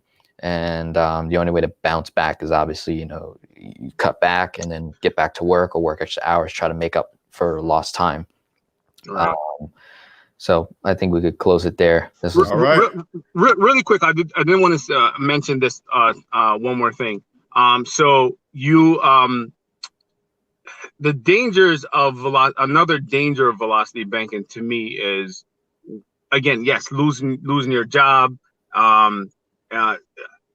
Denzel, you did mention, using the dollar twice. That's literally, it's not using the dollar twice. It's more like using the dollar in place of while you do something else with it. Correct. But if all else fails, if you have the dollar, the second dollar waiting for you, you can just supplement that and not be in too much of a disaster situation. Yeah, this definitely helps me. And to your point about it's not for everybody, I'm going to be very clear about that when I'm talking to churches, because I'm going to be speaking at a church at the end of this month. I've always wanted to talk to you about that, because again, it's like anything else. Kobe was able to mimic Jordan because they had the same discipline, the same rigor, but you wouldn't just recommend that kind of rigor to anyone, You wouldn't, it doesn't fit everyone's lifestyle. And if they're not mentally ready for it, they're not going to be physically ready for it. That's the only thing. Right. Yeah, I believe that. Cool, man. Appreciate your time. Okay, cool. Thanks, Joe. I just wanted to jump in and try to clear the air a little bit, but you guys are very good at what you guys do. I know you guys are coming from different ends of the spectrum, but the destination is always going to be the same. Right. Try to live debt-free and try to accumulate wealth, right? And it's usually one before the other. And that's what LJ is saying. You need to get to zero. And LJ always says this, you need to count not to 1 to 100, you need to count to 0 and then build upon that. Yeah. Right. And Denzel, you're saying, hey, you can use the bank's money, like impart it into your situation and then build to get to 0 faster, so you can build your your wealth and create your wealth. Correct. Awesome. Okay, guys. Well, I just want to jump in. I'm gonna jump off. God bless, I man. hope people learned a lot from it. This was a good meet. They're asking for part 2, Denzel. They're asking for part 2. I heard a few people in there. They're asking for part 2. So I'll talk to Denzel about it. See if he can fit me in the schedule. Yeah, I'd love to be a part of that part 2, and you know, I'll come in with some figures, and then we can really hash things out so people can see. Because right now, people are hearing our voices but aren't seeing the concepts. And I know, Denzel, you start out with your chart, but you know, people. You lose people a lot too, because those charts are already filled out. It's already filled with numbers, and people are just like, I don't want to, because you gotta want to jump into the numbers. Yeah. Mm-hmm. So anyway, LJ, Denzel, you guys both have my contact information. If you guys ever want to do anything and link up, just let me know. Cool, man. Appreciate it. Okay, guys. Awesome. All right, guys. All right, Denzel, I know you're wrapped up on time here. Yeah. It's been a pleasure. Hey, man, this was good. I don't know if have you ever heard it? Have you ever had any collaboration like this one? No, this is my first. I've had people review my videos, but no one ever agreed to an actual conversation. Really? Debate it, talk it out. Hey, man, I appreciate it, man. I'm glad it's the first for this is the first for both of us. Believe that, because like I said, you're going a long ways. Make sure you remember that speaking debt free is a rare language. Okay, rare language. No, rare language. Rare. All right. Cool. All right, you can close this out, man. I'm gonna head out. This has been great. All right. All right, you guys. I'm gonna stay on for a little while. Thank you, Denzel. Much appreciated. And until next time, I'll reach out to you. All right. God bless. All right, man, that was good. I apologize, Jay Brown. I was trying my best to hurry up, but I don't even know if you're still on. Yeah, I'm still here, man. I do apologize, man. It was this was a good one today. I didn't really expect all of this to transpire. I didn't know it was gonna. It was good. It was good. Yeah, I really enjoyed the discussion, and Shell took some of my thunder and some of the things that I wanted to touch on as far as you know, there's not a lot of accountability with the folks who are doing velocity banking. They're not being responsible, and that aspect of it is not being taught to those people. So virtually they're going to end up back in a situation where they're going to call upon borrowing and putting themselves back in debt because they haven't been disciplined. No, they haven't. They're still borrowing. And that's the biggest piece that's not being addressed. It's like you're expecting someone to be responsible and doing a strategy or a technique that you're trying to teach them, but yet you're not addressing how they got in debt in the first place. And so that's always a recipe for disaster. And that's why you have the percentage of people in debt the way they are. You have 75 to 80% of Americans are in debt because they're not responsible and they don't know how to be responsible. Correct. And so it doesn't matter what you try to implement to them. They're not going to be able to follow through because they have too many bad tendencies. You're right. You're exactly, and they don't. Even if, say like this, and then I'm not saying 100% of people that follow velocity banking all the way out, it really doesn't teach them that. It teaches them to still continue to borrow their way out of debt. It just teaches them that, right? It's teaching bad habits. It's teaching bad habits. And when have you noticed, they always try to compare business debt to personal debt. They keep saying, well, so-and-so was making all this money because he's doing something totally different. Totally different. They're not even on the same lane. Not even on the same lane. I don't know why people compare themselves to big people like that. I don't get it. Somebody who's in business, their whole mindset, their whole train of thought when it comes to finances and spending is totally different from somebody who hasn't been in business. Exactly. Because you notice when I try to stick with the math, they always want to go around it. You know what I'm saying? I'm just saying, no, I'm just saying mathematics. It doesn't change when the money symbol comes in front of it, right? It's still the same number, right? And they still don't believe it. It's just crazy to me. They believe it, but they don't grasp it because it doesn't fit what they're trying to do. Right. You know what? I like the way you said that. You're exactly right. You're right. That was just it's just, even though I know it's wonderful that we're coming to the same conclusion, but it teaches them nothing. No, they're not learning from their errors. Mm-mm. That's why I said they're going to end up being right back in the same situation because they haven't addressed what got them there to begin with. Exactly, because that's what I was trying to say with Marcus. I was like, "Hey, man," I said, how come you didn't have the money to fix your truck?" You know, and he said, "I did." Then I just like, "Why didn't you do it?" He said, "I would have used all my money." Well, that's the only way you're going to get that truck fixed, unless you borrow some money. You go borrow some money, of course, you're going to get whatever you need to get. Because if I'm the bank giving him a $30,000 loan, I don't care what he does with it. He can buy a truck, buy a farm, buy some pigs. I don't care as long as they're making the payments on time. They say it's the slow play because they don't want to feel that pain. But in the process of the pain is when you get to understand what you did wrong, and you don't repeat those same errors because you know the trauma it put you through. That's exactly right. If you don't want to experience the pain, you're not going to grow. Oh my God, that's well said. Hey man, that was well said, Jay Brown. Well said. Oh my God, I forgot about that part. I've been out of debt for a while. I forgot about the pain of paying that money back. I forgot all about it. You're right. Wow. I equate velocity banking to McDonald's. It's fast food. It tastes good. It tastes good. It gets the job done quick, but but you're not healthy. You know, you end up with indigestion, gas, all that stuff. But if I just learn how to eat healthy, quit the bad habits. Right. I like that. Right. And that's what you're teaching us, LJ. You're teaching us, you know what I'm saying, to get rid of the bad habits. Therefore, you don't have to eat unhealthy. That's why, if you notice, that's why I make them say the math. I want them to say it out loud. Is my math right? Everything, all the fancy numbers they say this and that, and I go, but is my math right? And then they say yes. That's all that matters. They can never refute the math. They can never refute the math. No, they always have to say yes. They always have to say yes. That's what I love about what I do. They have to say yes.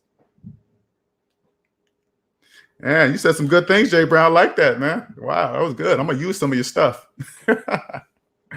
All right, Nicer. What's going on, Nicer?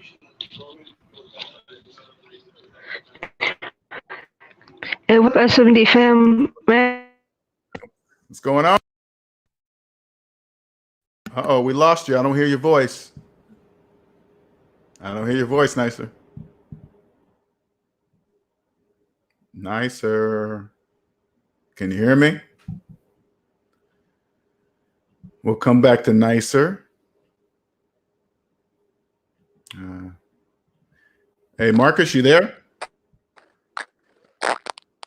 Marcus? Yes, I'm here.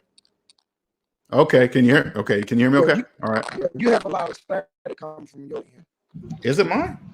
What about now? No, it's still there. Huh? I don't hear any static. Here, let me mute. See, that's not me. Once I mute, you shouldn't be able to hear anything I'm saying. So when I mute it, I can hear you. I'm gonna mute my thing real quick, and so you can, if you still hear the static, let me see. I only hear when you speak.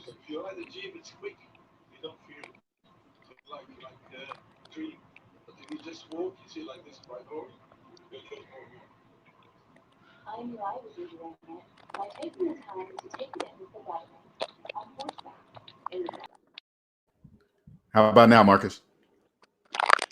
I only hear it when you're speaking. So when you put it on mute, yeah, see, I can hear it when I can hear it the same when you're speaking, but I'll try to mute mine. Go ahead. Yeah, I think the whole thing is it's the interest. Regardless, you're in debt. If you pay less interest, that's the whole money make money, if that makes sense. So if even you got cash, you can invest and make money. You got credit card, you can still make money. So I had to do what I had to do at that time because I spent, if I would have got the motor fixed, $20,000-$30,000, took all my cash, and if something major would have happened to that truck 6 months down the line or 2 weeks later, then I I would have been screwed, if that makes sense. Now, 6 months, maybe 6 months to a year, I probably would have made that money back. But who knows?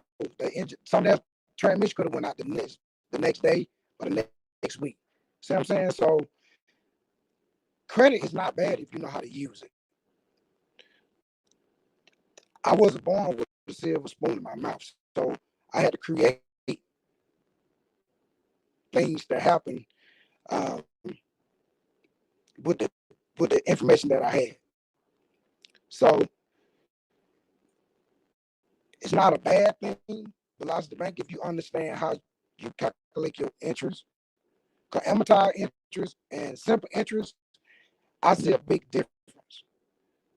So yes, I won't be in debt until I get out of debt at that time. So now, like I said before, I'm in a better situation when I tried velocity banking. When I was doing it your way, paying extra on my truck note, blah, blah, blah, blah, it took me longer. It would have took me 4 years to pay that truck off rather than 2 years or maybe 6 months. You know, it would have took me less time doing velocity banking.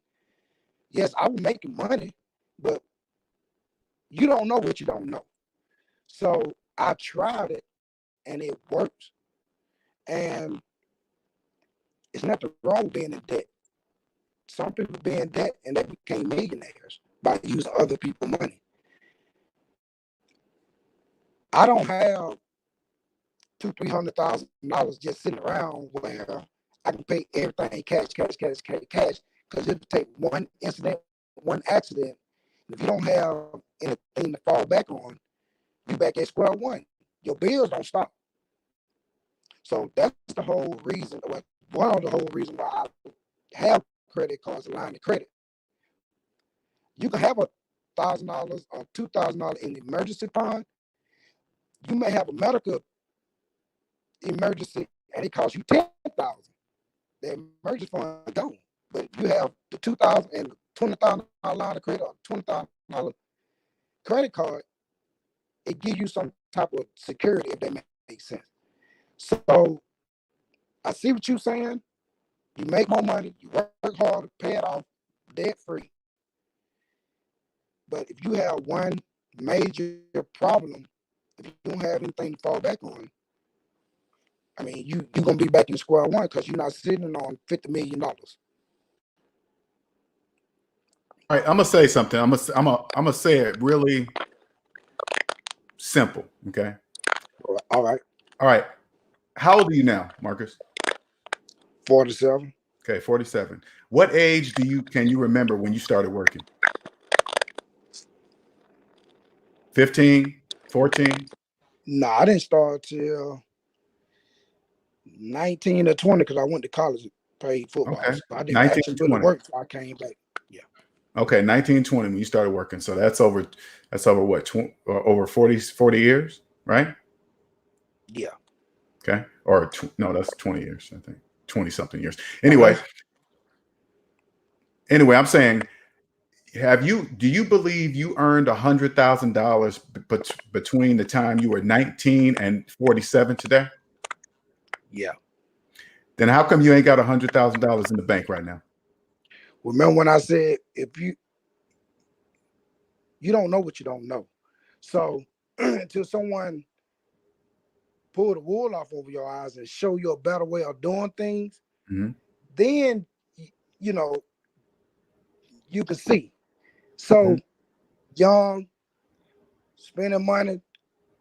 I mean, I'm making good money at the age of 32 when I first got my CDL. Never seen $100,000. So when you so-called balling and you don't come from a generation where it shows you how to save your money or use your money, then you just keep year in, year out, you in, you out. As long as you take care of your house and you just balling a little bit, that's all you really worry about at that time. And I wasn't raised that. I was raised the exact same way you was raised. Okay. So a light bulb have to go off at some point in time. Either someone going to show you, or you'll realize, you know what, I made $150,000 last year. I don't have anything to show for it, but a car, clothes, and just out to eat So let me ask you you one don't more know. question. Let me ask you a different question, Marcus. What if you had a car that you owe $10,000 on, right? And you got a personal line of credit for $20,000, okay? And you took $10,000 and you paid off that car and you got the title. Do you now believe you paid off your car? No, because I'm still paying off that line of credit. So you on do that know credit card. so you do know you're not a you do know you don't own that car, correct? I mean, legally you do, but financially you don't. Yeah, I see what you're saying. Yes. Mhm. Yeah, I see what you're saying. Legal, because I still owe something for that car. No, once you So pay the it off, I'm offset- saying once you took the line of credit, $10,000 to pay the car completely off, and they hand the title to you in your hand. Now, legally, you own that car, but financially, you know that you didn't use any of that money, any of your own money to pay off that car, correct? That's correct. All right. So the numbers didn't change, regardless of how somebody feels that they paid off a car. They're still in debt, 20,000. Yes, Correct? you're still in debt. 20,000. You're still in debt, so nothing changed. Right. So the reason why I would do that, it would be because the interest rate. don't worry about the interest. I'm not talking about the interest. I'm just talking about the math. I still be in debt $10,000 because I paid for a car 10,000 using a credit card. Correct. 10,000. Yeah, 10,000. Right. 10,000. Mm-hmm. So again, if that's your only transportation and you don't owe anything from it and you lose your job, they can't come and take their car. All right. So tell me this. Now, 5 plus 5 equals 10. Does that number change if you lose your job? No, that number doesn't change. Okay, I'm going to say another one. 20 plus 20 equals 40, correct? Yes. Does that change if it breaks your leg? If you break your leg and can't work, does 20 plus 20 still equal 40? Yes. So it doesn't matter the situation that happens. The math never changes. Doesn't Right. Even if you start thinking of infinite possibilities of things that will happen to you in the future that may not even ever happen. My car break down, my transmission go out, the dog dies, you name it, you can make up anything. The math never changes, correct? Right. So you got to remember, you got to ask yourself this: how come you couldn't pay off your own debt without velocity banking? How come you can just do it with your own money? Why not? Because if I would have spent all my money on that repair,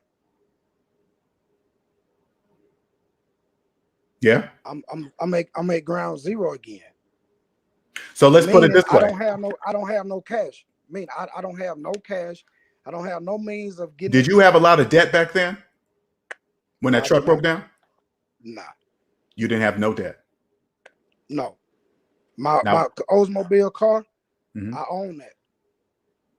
The only debt I had was my truck. But the money that I have saved up, if I would have put all of that money into that truck, and 2 weeks later the transmission went out on it. So let me make sure I'm understanding you correct. Okay. So you had $15,000 in the bank. Correct? Okay. Yeah. Your truck breaks down and it costs $10,000. No, I'd say it can run between 10 and 30,000 on the engine. Okay, let me take that. Forget about the cost of the engine. But anyway, you didn't have the money to fix it, correct? Right. So since you didn't know what to do, you decided to go with velocity banking. So to get a line of credit, because you didn't have the money, because you didn't have the money yourself to fix it. So since you didn't have the money, you were going to go borrow the money to places you deeper in debt. That's going to get you out of debt faster? No.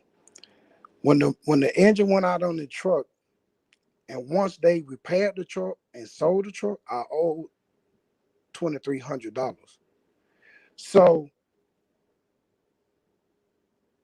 when I paid that $2,300 off, it raises my credit score because it was in collection.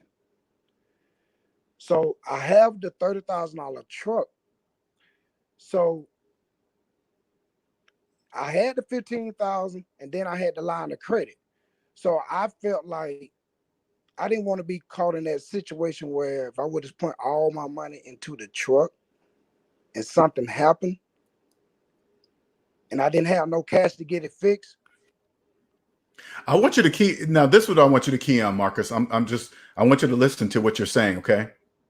If something happens, just in case just in case something happens and I didn't have the money to fix it, why don't you just stop the problem right there? Why don't you just always have the money to fix it? Why don't you just do that?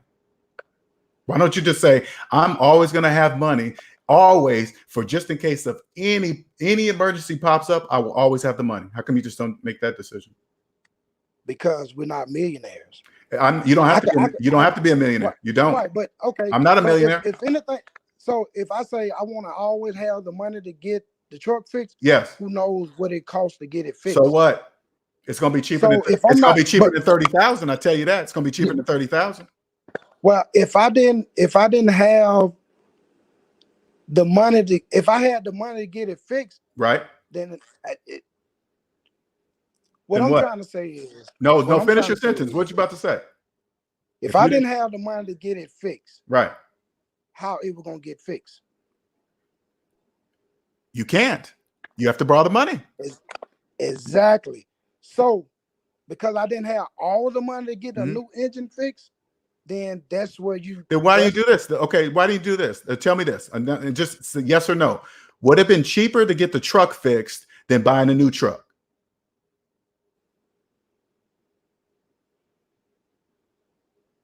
Can you hear me? Well, technically, it probably would have been the same because if it cost $30,000 to get the engine fixed, Marcus, I'm gonna just tell you. It would have been cheaper than $30,000 to get that truck engine fixed. You know it, and I know it. Okay, why wouldn't you just borrow the money to get the truck engine fixed? That would have been cheaper. Wouldn't it have been cheaper? Just say, hey, instead of borrowing 30,000, I'm going to borrow 15 to get it fixed. Why not? Well, I had what if the truck costs, if it was gonna cost me 30,000 to get the truck fixed. No, it wouldn't. It wouldn't have cost you. No, you got to stop saying that. It wouldn't have cost you $30,000 to get the truck engine fixed. You better go to another dealership or another truck place because they're ripping you off. That's not true. Do you know about trucking? Nope, but I know an engine. Okay, I know it'll cost. So I know it'll be cheaper than $30,000 to fix a truck engine. I know it would, and I don't even know anything about trucking. Not zero. I'm not even claiming to. You probably need to research that. I think you know what I'm talking about, Marcus. All right, it's just say. Let's just use hypothetical. I say it can cost up to $30,000 to get an engine rebuilt. Of course, you got the top end and you got the low end. Depending on what's going on in that engine, because you have it's a lot going on in the engine of a truck.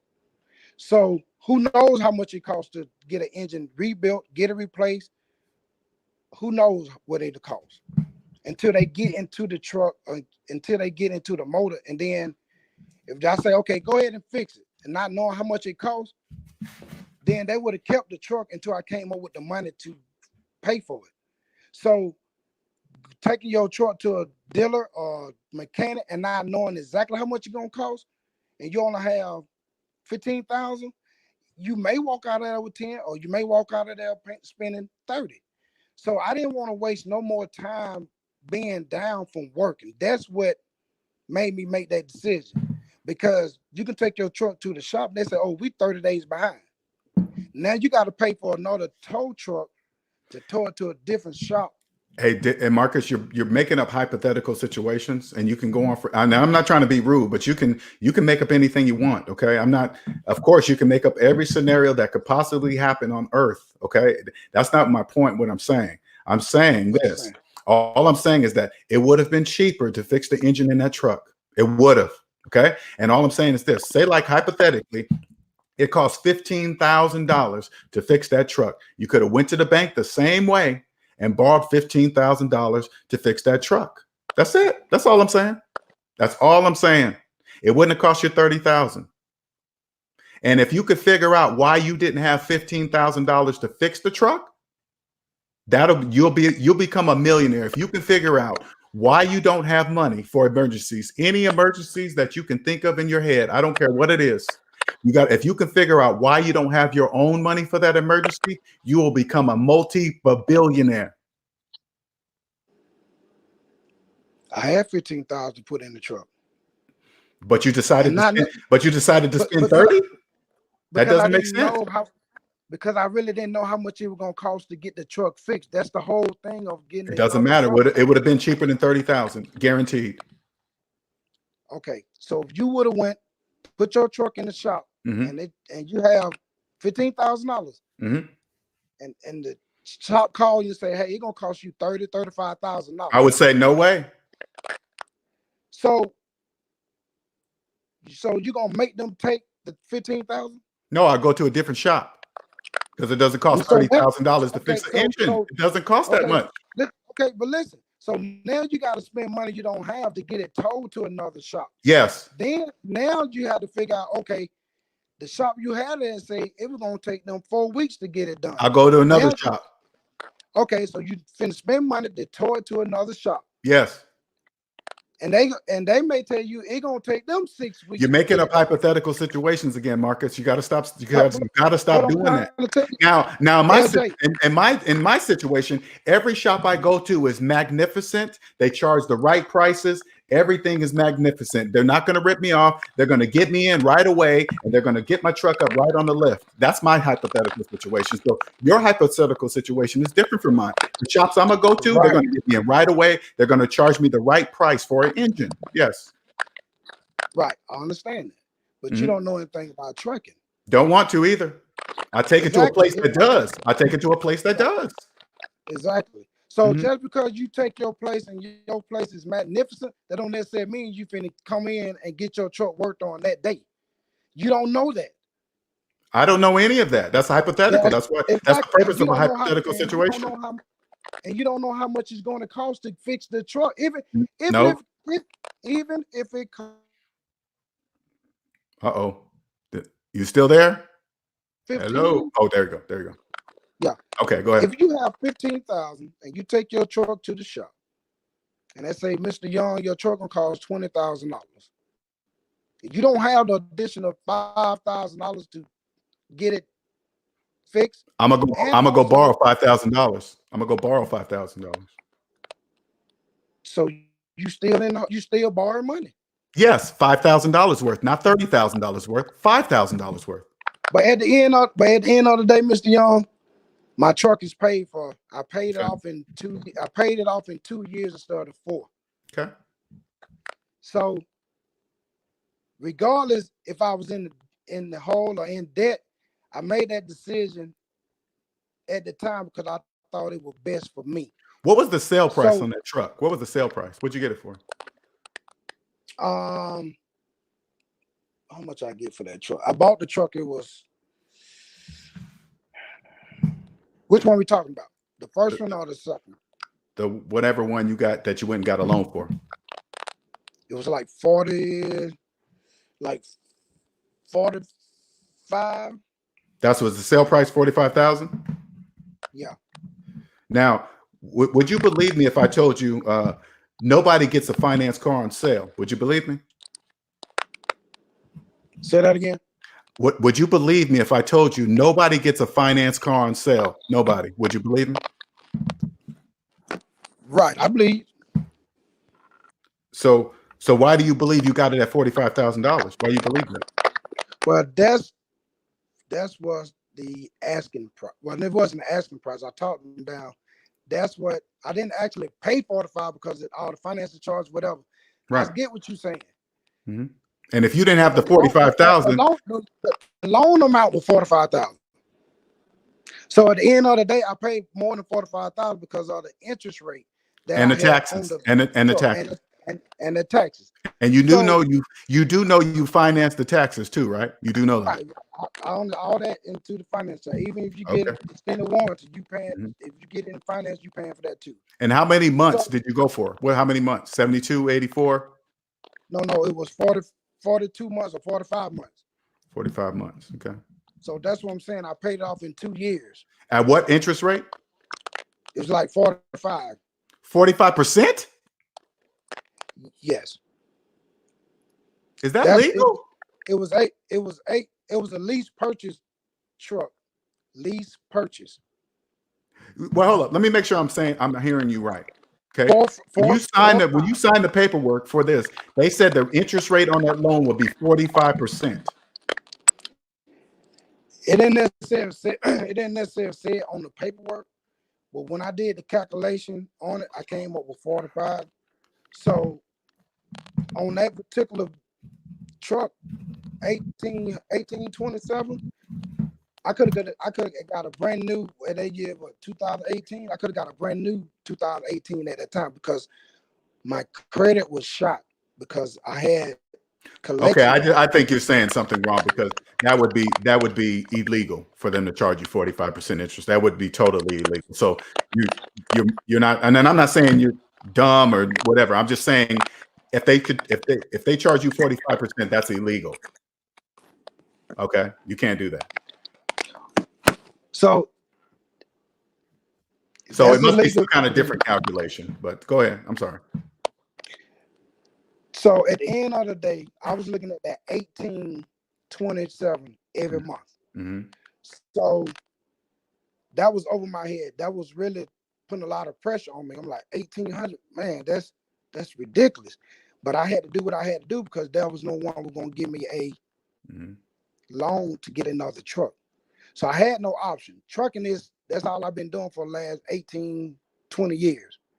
So yes, I probably got taken advantage of, but at the end of the day, it's over with. I'm in a better situation, financial, and I'm into real estate now. I got business credit, so I'm switching over to business. Still there?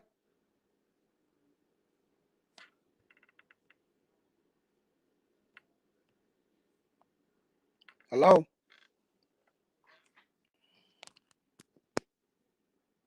Hello?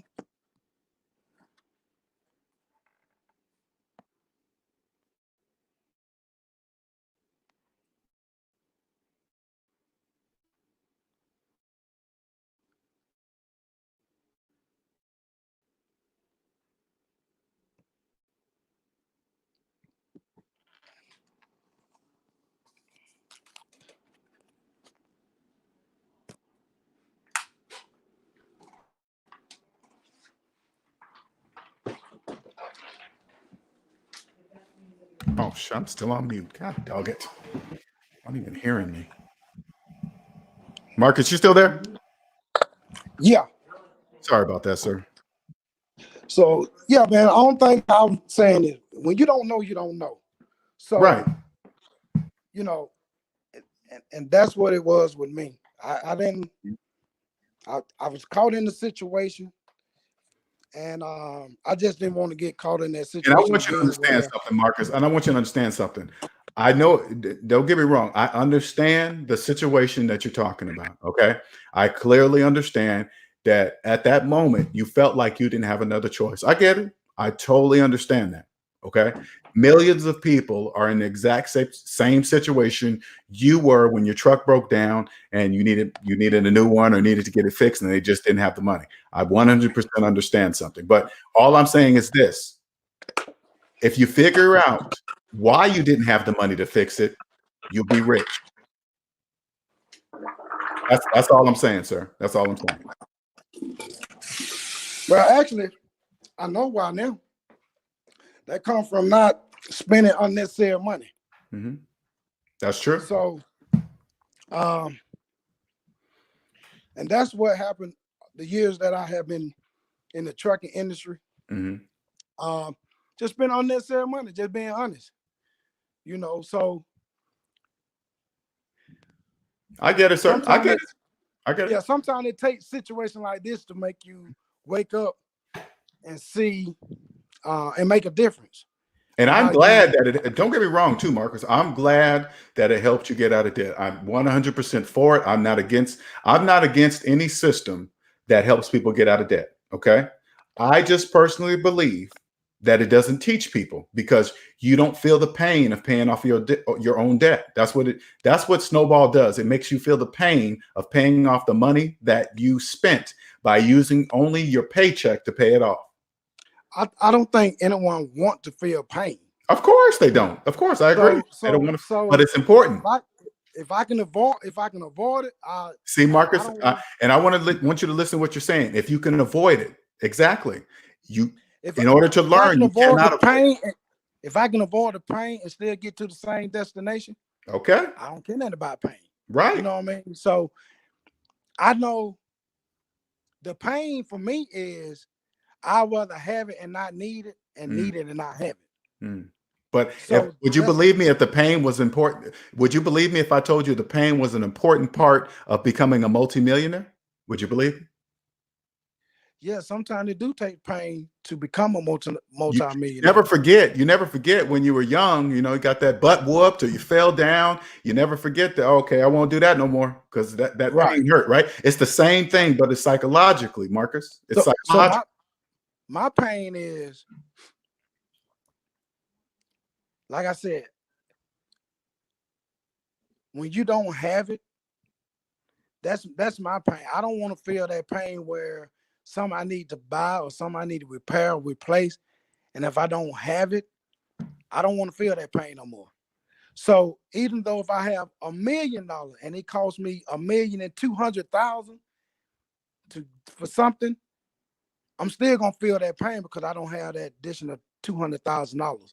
But if I have $1 million and it costs me $1.2 million, and I have access to the 200,000 elsewhere, I'm secured till I can figure it out or get back on my feet. That's all I'm saying. Where when that truck broke down on me and I didn't have enough money to get it fixed, that hurt. Now something happened to my truck, either I'm gonna pay for it cash, or I had an option to pay for it with a line of credit, or I can pay with a credit card. Either I have options.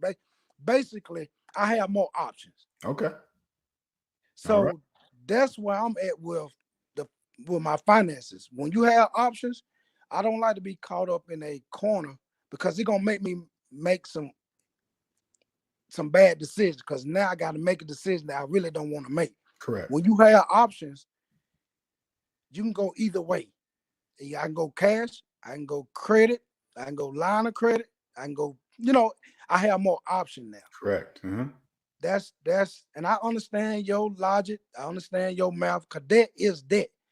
So when you in debt, you just gonna be in debt till you get out of debt. So you got to start somewhere at ground zero. If you a negative $25,000 in debt, you have extra $5,000, you put it on that, then you're gonna be a negative $20,000. So you working your way up to zero so you can count to $1 million. So once you get to that, then and you learn from your mistake, you should learn from your mistakes. So, and that's where I'm at now. I had money, when I was driving before the first truck went down, I was doing pretty good. But when that first truck went down and the motor went down, that got me. But transmission, I can get the transmission for $1,300, $1,500. That was no problem. But when the motor go down, that's just like your heart. It's gonna cost way more money than anything else. So if you don't have the money to get it fully fixed, and like I was trying to explain to you, if I would have took the truck to the shop, they would have held the truck. They would say, okay, Mr. Williams, it's gonna cost you $25,000. If I didn't have the additional $10,000, now I gotta wait on time. You know what I'm saying? So time is ticking. So, like I say, some of these dealerships, they will keep your truck a whole month before, especially engine wise, they can be back a month on repairs. If it's a big project like that, it can take a month. Okay. So because to get it towed to the shop from where I broke down it was like almost $800. That's what I'm saying. And plus I had a trailer on the back, it was like 40-some thousand pounds, but that either here or there. But that's what I'm saying about trucking. It's real tricky. So you have it towed, that's $800. Now they call you 3 days later and say, hey, this is what's wrong with your truck. This is how much it costs. Now, this is what I'm saying. This is what I'm going to say to you, Marcus. If you knew all this could happen when you got into the trucking industry, correct? oh yeah. Okay, if you knew how much toll fees cost, how many days they can put you behind back on your truck getting fixed, you already knew all this information. Why didn't you have the money to be prepared for those situations that you already knew about? How come? You already knew about it. You said, this is a possibility.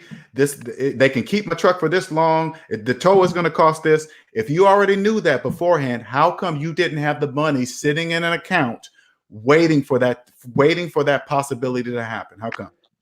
Typically, when you're in the truck and they say, well, you should have at least $10,000 saved for repairs. And all right. How come you didn't have 10,000? I had 15. Okay. All right. So what I'm saying to you is, who cares what they say? Who cares what they say? I'm talking about what you just told me. I'm going by what you just told me, not anybody outside of this room right now. I'm going by what you told me. If you knew that was a possibility of every scenario that you just told me about, how come you didn't have that amount of money sitting in an account waiting for that possibility? How come? Things happen. But you already knew things happen. You already told me those things happen. So how come you didn't have money in the bank for those things? I think what you missing that. I'm only going by what you're telling me. I'm only going by what you're telling me, Marcus. If you already knew about these things, a possibility of them happening, how come you didn't have money waiting for that possibility?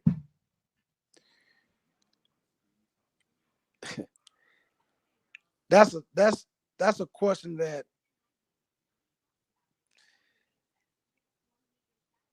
I think my thing is. You know why you're pausing? I'm gonna tell you why you're pausing, Marcus.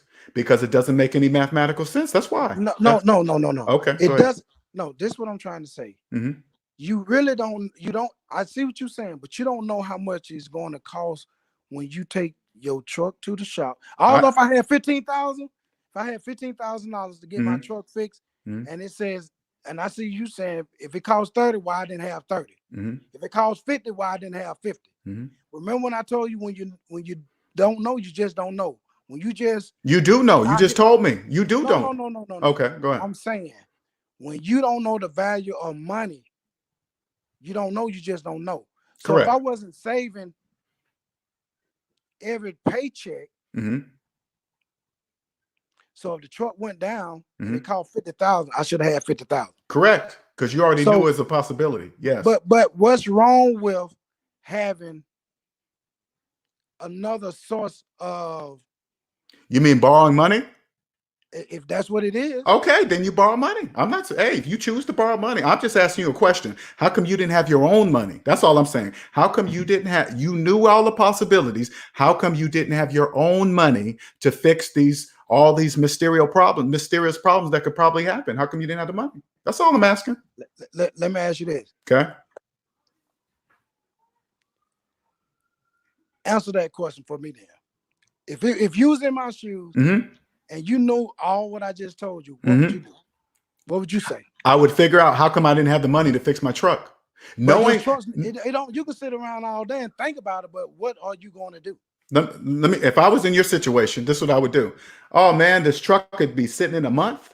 My truck could break down. I'll figure out, hey, how much is it going to cost to get this engine fixed? If they'll give me a general just say replace the whole engine. Give me the cost to replace the whole engine. Okay, cool. I already know that. All right. How much is the towing going to cost if my truck breaks down? $800. Okay, cool. Now let me just put that money in the bank, because I can't go wrong by getting an estimate to replace the whole entire engine. I know that'll be the top dollar that I'm going to spend. Okay. If I had to replace the whole engine, let alone anything less than under a whole engine is going to be less than the cost of a whole engine. So I'll put that money in the bank and have it ready.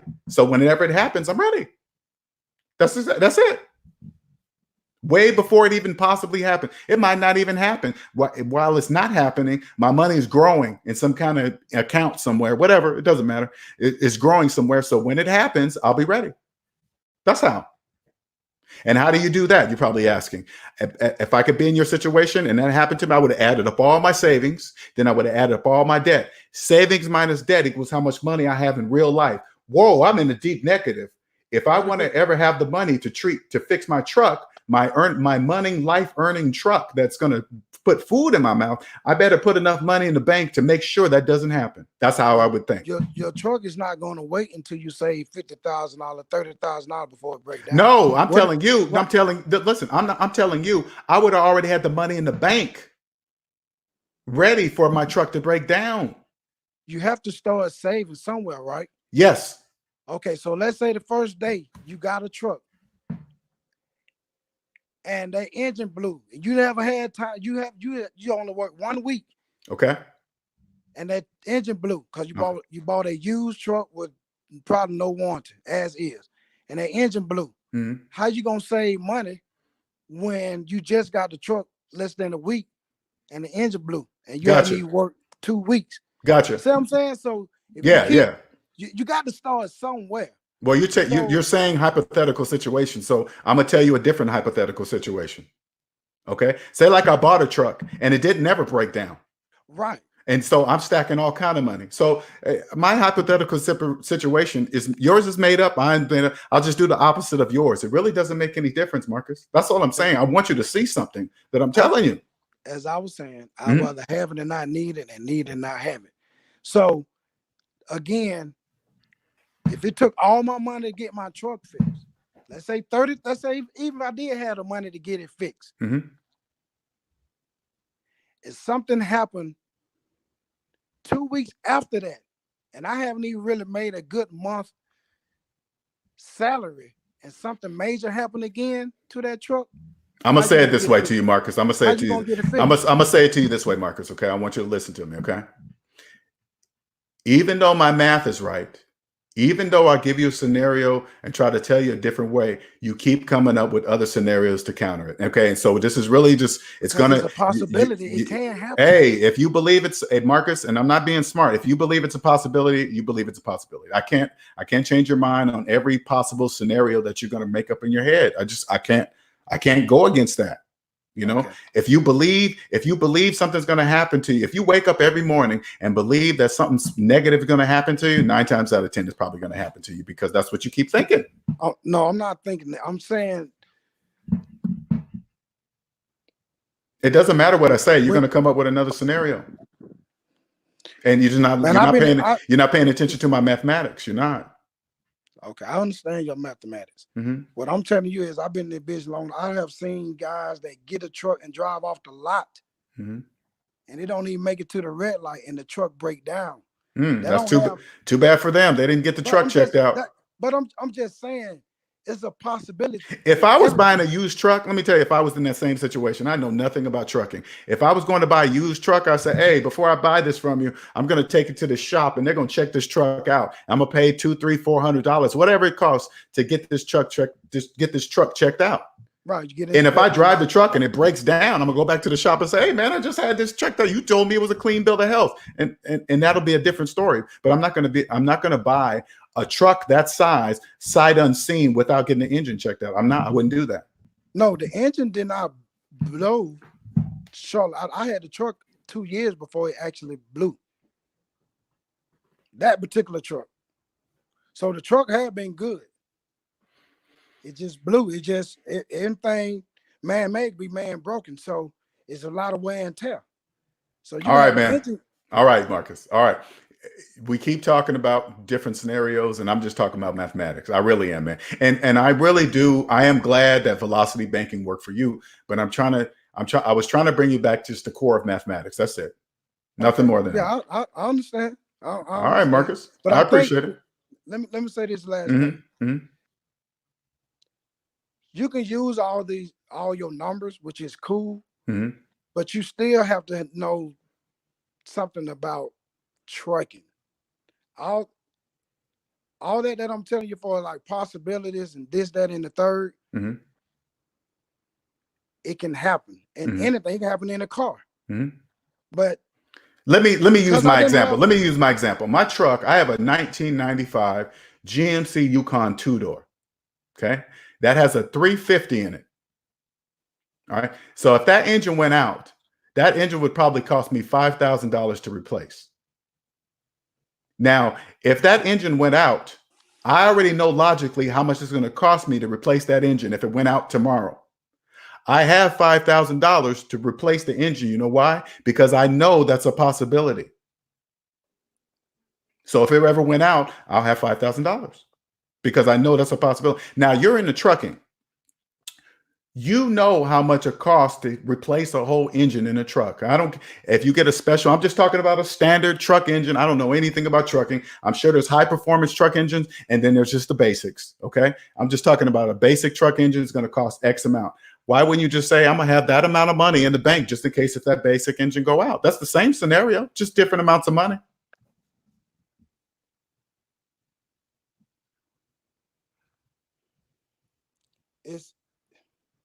You need to learn more about trucking. I don't want to know about trucking. You know This what? is, No, you don't, trucking is not the. trucking. It's not. It's into trucking is not the. So- Trucking is not the topic. It's not. It's mathematics, Marcus. Trucking has nothing to do with what I'm talking All about. I'm saying to you is you can save up $20,000, $30,000 for an engine. Yes. But until you get inside of it, LJ, you really won't know exactly how much that engine going to cost. I'm never gonna get inside of trucking because that's not the purpose of my conversation with you. That's what I'm trying to explain to you. Mm-hmm. You can get the basic engine for that truck, but they may not necessarily be the problem for your engine. Let me tell you something, Marcus. Right now, what I'm talking to you about, it's not about the truck engine. You keep talking about the truck engine. It's not about the truck engine. It's about the money. It's about the money. Yeah, I understand. Mm-hmm. It's about the money. Right. It's about the money. Mm-hmm. So it can be a roof on your house. Mm-hmm. So you got a leak in your roof, and they say, "Hey, you may save up $10,000." You know why you keep going to different scenarios, Marcus? You know why you keep going to different scenarios? Because you think the scenario is going to change the mathematics, and it's not.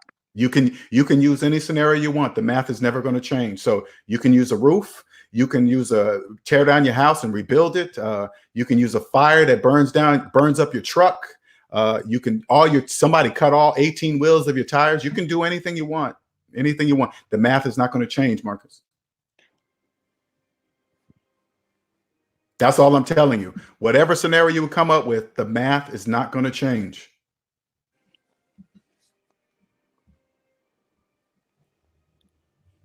I'm trying my best to get you away from these scenarios like they mean something. The scenarios don't mean anything, especially ones that don't exist. It hasn't even happened. It may never happen. Right. Mm-hmm. Right. So, well, let me ask you this. Yes. You said your engine and your truck $5,000. You already got that to the side. Correct. Say that's all your money. That's not. No. I'm asking you. Oh, gotcha. Okay, go ahead. If that was all your money mm-hmm. that you saved up for your engine, your truck, it's $5,000. Mm-hmm. That's how much you save. But when you take it to the shop, mm-hmm. it can be other things that engine, by that engine blowing, it could have caused other damages to your truck. So say like it went up to $8,000. That's what you're saying? It might cost more than $5,000. Right. Okay. All right. Go ahead. Go ahead and finish. You'll borrow the money to get it fixed, right? Okay. Let me tell you something. I have no choice but to borrow the money. You know why? Exactly. That's all right. I'm trying to tell. No, listen, Marcus. I'm trying to tell you something. I have no choice but to borrow the money because why? I didn't have enough money to fix the truck. That's why I have to borrow the money, because I didn't have enough money to fix the truck. Now go back to that scenario. How come I didn't have enough money to fix the truck? You figure out that answer, Marcus, you'll be a millionaire. So if that was my situation, I would say, man, the truck costs $8,000. I've been working since age 15. And I'm 50 today. How come I didn't have $5,000, $8,000 to fix my truck? I've been working all my life. How come I don't have $8,000 to fix my truck? That's what I would say to myself. Because you could have spent the $3,000 on a vacation. No, listen. You're missing the point. Listen. I get what you're saying. Listen.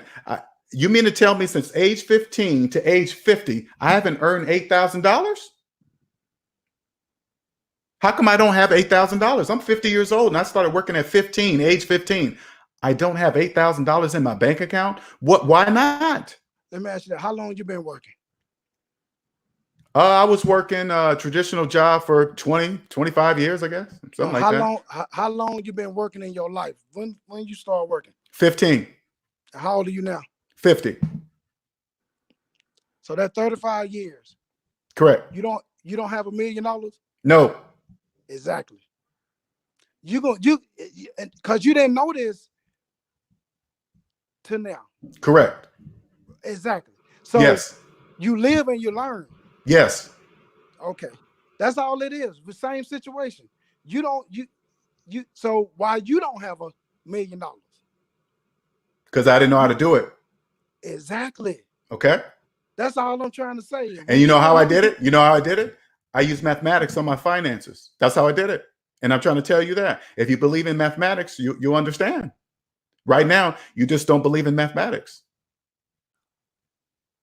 So I'm telling you the answer, and and I'm saying, hey, Marcus, is my math right? You're saying yes, but you still don't believe the math. I don't know what else to do.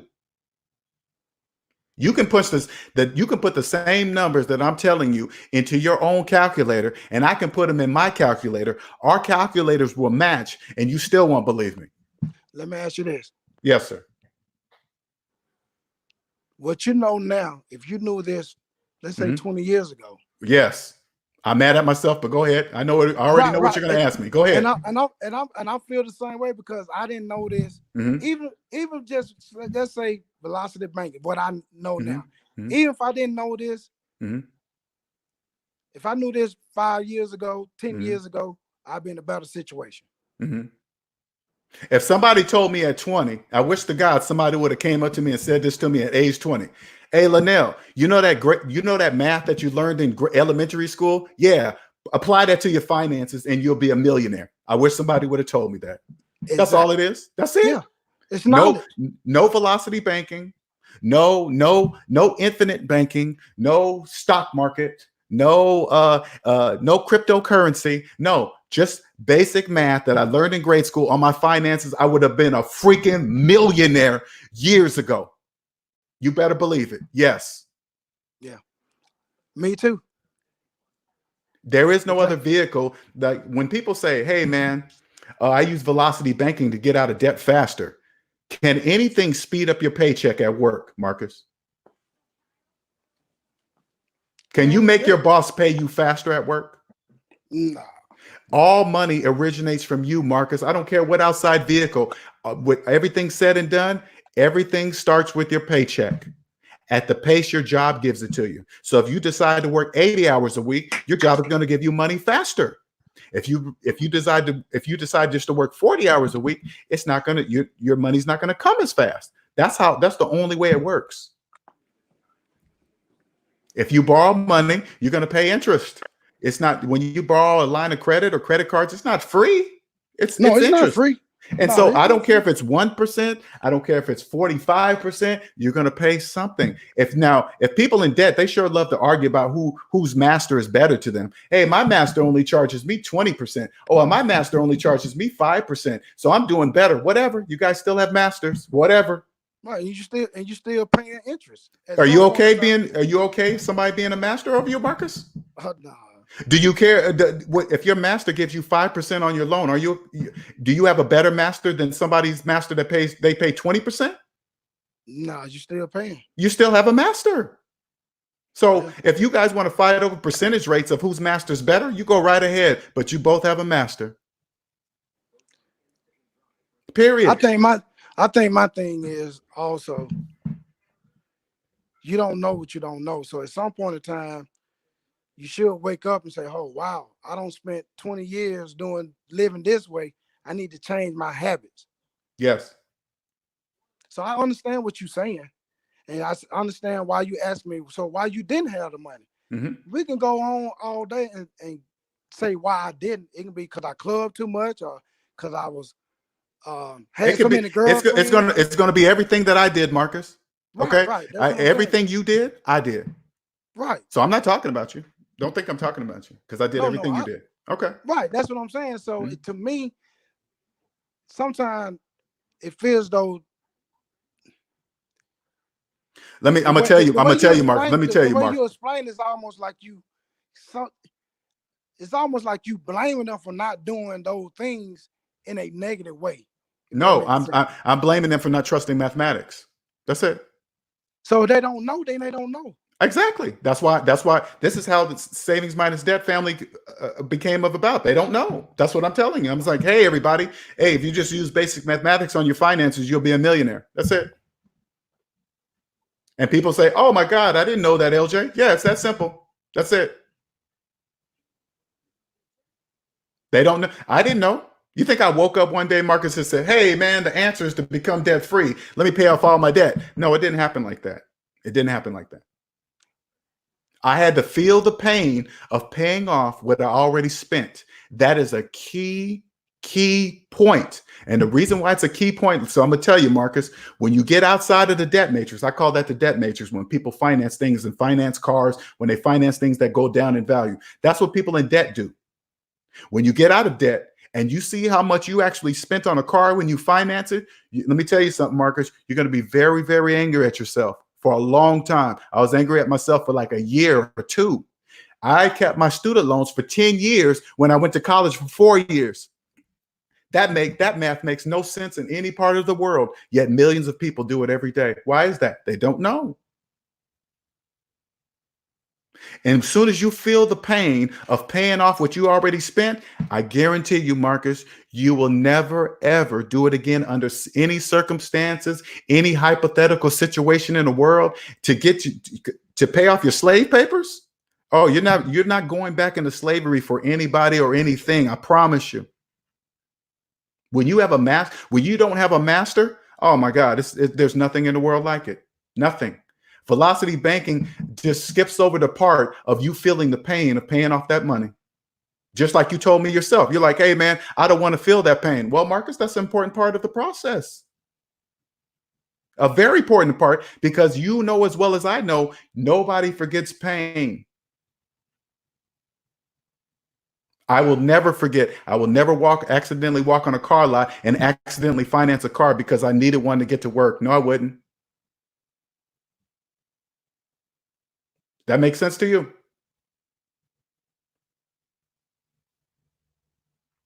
I can't hear you, Marcus. You might be on mute.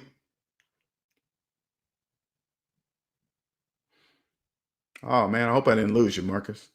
Okay, you muted your line. Unmute your line. There you can you say something? Damn, I don't hear you. Ah, man. I can't hear you, Marcus.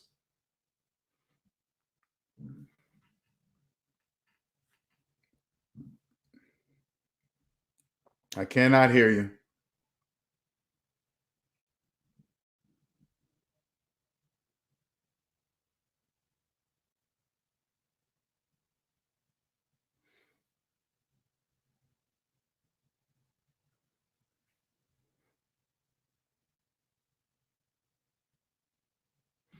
DTN says, I hear the hurt and pain in Marcus's voice. It's sad that for so many years, a lot of us aren't taught about financial literacy by parents or family. Glad Marcus broke the chains. You know, and regardless of how he got out of debt, I really am happy that he got out of debt. I really am. I really am. But I'm saying pain, for those of you that don't get it or trying to avoid it, hey, man, the pain is the major part of the process. You must feel the pain. Once you feel the pain by what? Using your paycheck to pay off your debt, I promise you, you will never, ever, ever accidentally, you know what that pain feels like. You'll never let that happen again. Something has to, a tornado has to come in, sweep you off, tear your house up, rip your legs off for you to go to the hospital to endure that bill. Okay. But financing a car won't be one of them. I don't care the situation. It will never happen.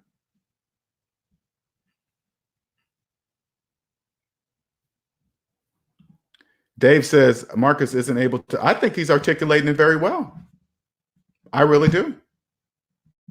So many Americans, they come up with these, mostly people in debt. They come up with these hypothetical situations that may or may not happen, things that don't even exist.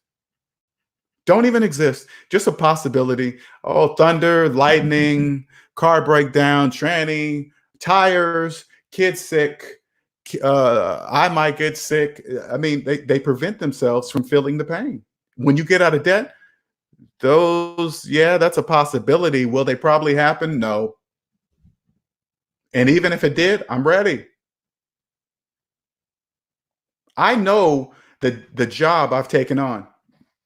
My math, and anybody that just tries to dispute it, check it out. My math is always going to be right, and I'm going to make you say it on the air. That's why I always specify, is my math right? So everybody in the room can hear yes. Then if it's yes, why do you think I'm wrong? The numbers don't change just because you put a money symbol in front of the two sets of numbers. The equation is the same, just with a money symbol in front of it. Why do people in debt believe they have options? It doesn't make any mathematical sense. And I'm glad Marcus brought that up, because velocity banking tries to remove the pain of paying back the money you borrowed by borrowing somebody else's money, because it doesn't hurt as bad because you believe you're borrowing at a good interest rate, whatever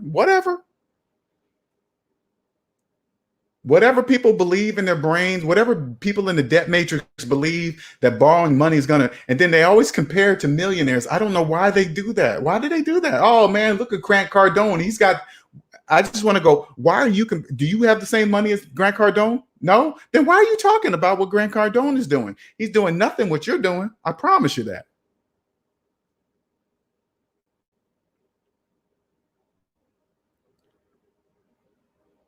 My channel is unlike any others. The SMD family, you can't just come over here and say something without proving it with mathematics. Because if I say in a scenario, anybody jump in here and they have a scenario, and then I'm going to say, is my math right? And they say yes, then that's where it ends.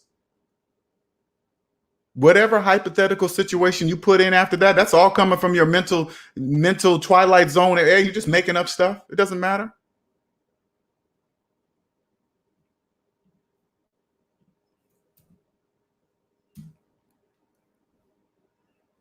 This was a wonderful, wonderful collaboration. It turned out to be better than I even thought it would be.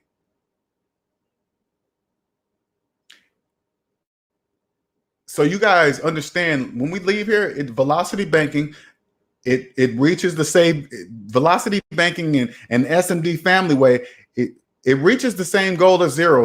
Hey man, if somebody comes out of velocity banking, owning their house, zero debt, lines of credit, good credit score, if they get to that goal, hey,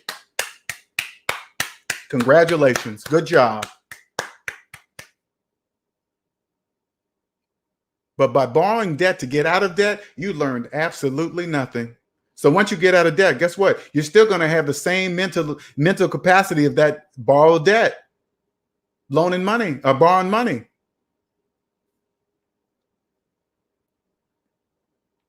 You think somebody with bad credit that got them, they need to even, usually people with bad credit, bad money, in debt, go to velocity banking, say, hey man, can this thing get me out of debt? So somehow they're in financial trouble right now because they don't know how to manage money. So you believe that people that don't know how to manage money are going to somehow get into velocity banking and then all of a sudden magically understand how to manage money? No, they're not. No, they're not. You might get 2 or 3 people that do it, but the percentage is probably about 85% that fail, guaranteed. Though we'll never know those numbers. That's just my hypothetical situation.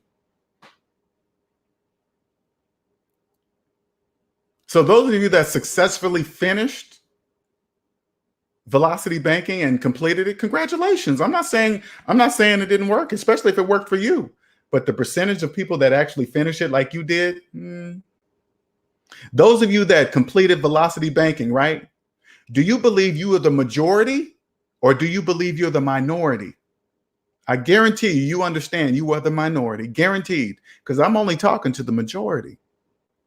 For me to say 100%, this and that would be insanity for me to say 100% of anything.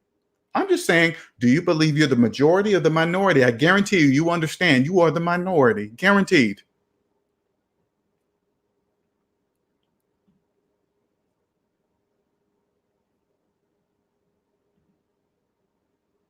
No one taught us that. Didn't teach me. I didn't know anything. I didn't know any of that.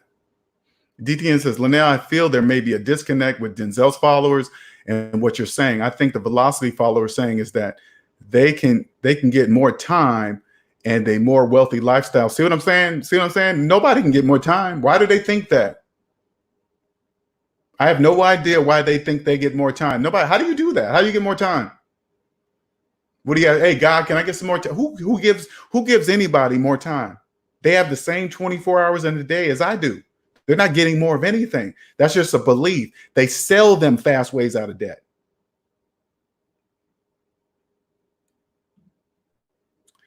Dave Sincere says, I see Linnell's point, but if you remove interest from your debt or some of your debts, you still pay off your debts faster when you don't have to pay that interest. That's another hypothetical situation. You're not going to borrow any money without interest. So it doesn't even matter the hypothetical situation that you're going to get a loan without interest. That's impossible. So that's irrelevant.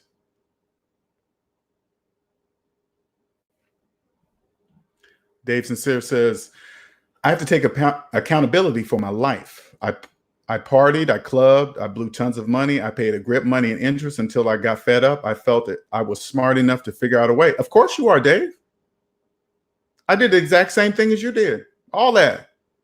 I was a top-rate computer engineer, made my last job, I was making $160,000, and I was still living paycheck to paycheck. And couldn't figure it out. Why am I making $160,000 and I'm still living paycheck to paycheck? Because you keep financing cars, Linnell. You have multiple credit cards, Linnell, that you're making minimum payments on. You live in a fancy high-rise building that's not even yours, Linnell. Why are you doing that? That's the difference. And then I said, oh, all I got to use is grade school math on my finances. That's it, Linnell. That's it. Then I got out of debt. It hurt. It hurt to pay back all that money that I already spent plus interest. That hurt. I'll never forget it. Dave Sincere says, the best way for me to get out of it was to use my excellent credit and the banks to pay my debt off. So you believe you got out of debt by borrowing money.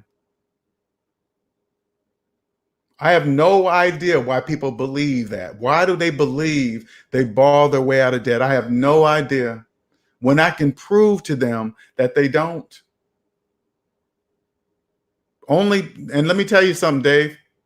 Only people in debt make such statements, okay? Only people in debt. Only people in debt. Only people in student loan debt complain about the student loan debt crisis. Only people in car loan debt complain about car loan prices. Only people in credit card debt complain about credit card debt. See what I'm saying? Dave Sincere says, you are absolutely right. Once you feel the pain, that pain was when I calculated how much interest I paid for 2019. Ooh. Now, let me tell you something, Dave. I wasn't bold enough to do that. Okay, I wasn't. So congratulations. There is no way I would have calculated the interest on a student loan that I kept for 10 years. I was too afraid to do that. I just hurried and paid it off, because if I would have saw that number, I probably would have cried. So I didn't do that. Okay. Nearly $18,000 in interest on a CC truck loan. See, congratulations, Dave. I was too scared to do that. Congratulations. Because that would have hurt. I added up my total debt, but I didn't add up the interest. Okay. So congratulations, because there was no way. I still won't do that today. I won't go back to my old student loan payments and add up all the interest. I absolutely refuse. I don't want to see it. All I know is paid off. So congratulations, Dave. You took a step to fear that I wouldn't take. I wouldn't take it. I wouldn't take it. No, sir. I'm not adding up 10 years of interest on a student loan. I'm not doing that. And then you add in my finance card interest and you find, oh no, not doing any of that. All I know right now, Dave, it's gone. It doesn't exist. So congratulations. I went to each credit card website and statement, each student loan account, the bank, and that lent me the money, and put every payment in an Excel spreadsheet. It all came up to 19. Ooh. Whew, I don't even want to know what that feels like. Even though it happened to me, it just would have hurt more if I would have added up the interest. Okay. Because I would have actually seen, even though all my total debt was there, I would have actually seen how much was interest of that total debt. And I probably would have cried. So congratulations for doing that. And congratulations on getting out of debt. However you did it. If you did it with velocity banking, congratulations, you still did it. That's all. The end result, I agree with velocity banking because the end result is get out of debt. I just don't agree with borrowing money to get out of debt. I just don't do that. It doesn't make any mathematical sense to me. That's all.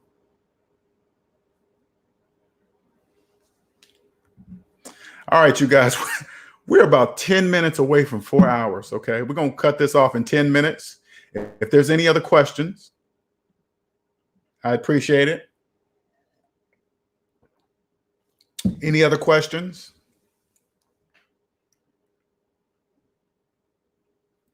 Thank you, everyone. Let me put this across the bottom. Free 30-minute consultation at SavingsMinusDebt.com. We can talk about your situation. And what I do for clients, I lay out plans to give them away, how they can pay their way out of debt using their own money. So just in case if you call me and think it's some other way of borrowing money, no, I give you plans how to pay your way out of debt using your own money. Okay. And that's very important for me to say to people because some people think differently. So I'm glad this has been brought up. Please don't forget to subscribe. Whoops, here we go.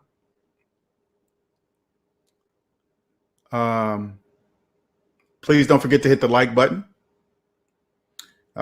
If you want to share my channel, all you got to do is tell them to Google #SavingsMinusDebt. I will be the only one that pops up in that Google search. So they just click on a video, go to my video, subscribe. That's all you got to do. They don't need to know my name. They don't even need to know anything but this. That's it. That's it. Okay. For donations, here's my PayPal. And here's my Cash App. And here's my email. Okay. If you missed it, just rewatch the video, pause it, grab it. Let me see here. DTN says, Linnell, will the principal balance or the interest rate go down faster if I double pay my car loan or pay an extra? Yeah, because your interest is calculated on your balance. So if you naturally pay your principal down, they can only calculate interest on the balance left. So it'll naturally go down because that's how they calculate interest. Okay. NC Big says, I feel like VB is dangerous to me because people no control on loans to pay off. People with no control getting loans to pay off. It's very dangerous. Because those people in debt, they don't really realize the reason why they're trying to get loans and looking for other things outside of themselves is because they're in debt. They have no money to do anything. So they believe this other vehicle by borrowing money, which actually puts you deeper in debt by borrowing money. This is what math says. It just places them deep in debt. They don't learn how to stop borrowing money. They got to stop borrowing money. And they got to learn that. If they don't learn that, velocity banking doesn't teach them. It teaches them to borrow more money at whatever interest rate. Doesn't matter. They just borrow it. They still believe it's faster when the money goes out. Whatever. I don't really understand all that calculation. But if a person that's in debt don't even know the exact amount of debt they're in, how are they going to understand you think they understand percentage rates? You think they understand bank lingo at all? The bank knows that as soon as you borrow money from the bank and the bank looks at your personal credit report and you're deep in debt, you got collections, you got 20-year student loans, guess what? They're going to abuse you. They're going to financially abuse you because you don't know.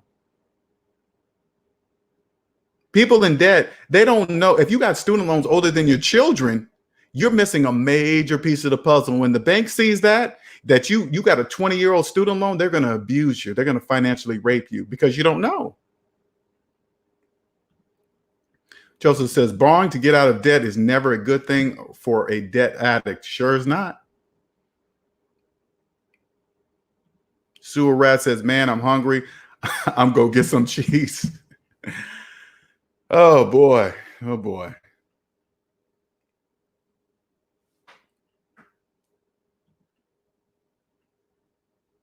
Oh, this is your first time seeing I think you're talking about my car best version. All right, you guys, we got about 8 minutes. We're going to wrap this up. It's been 4 hours. Any other questions? Any other questions?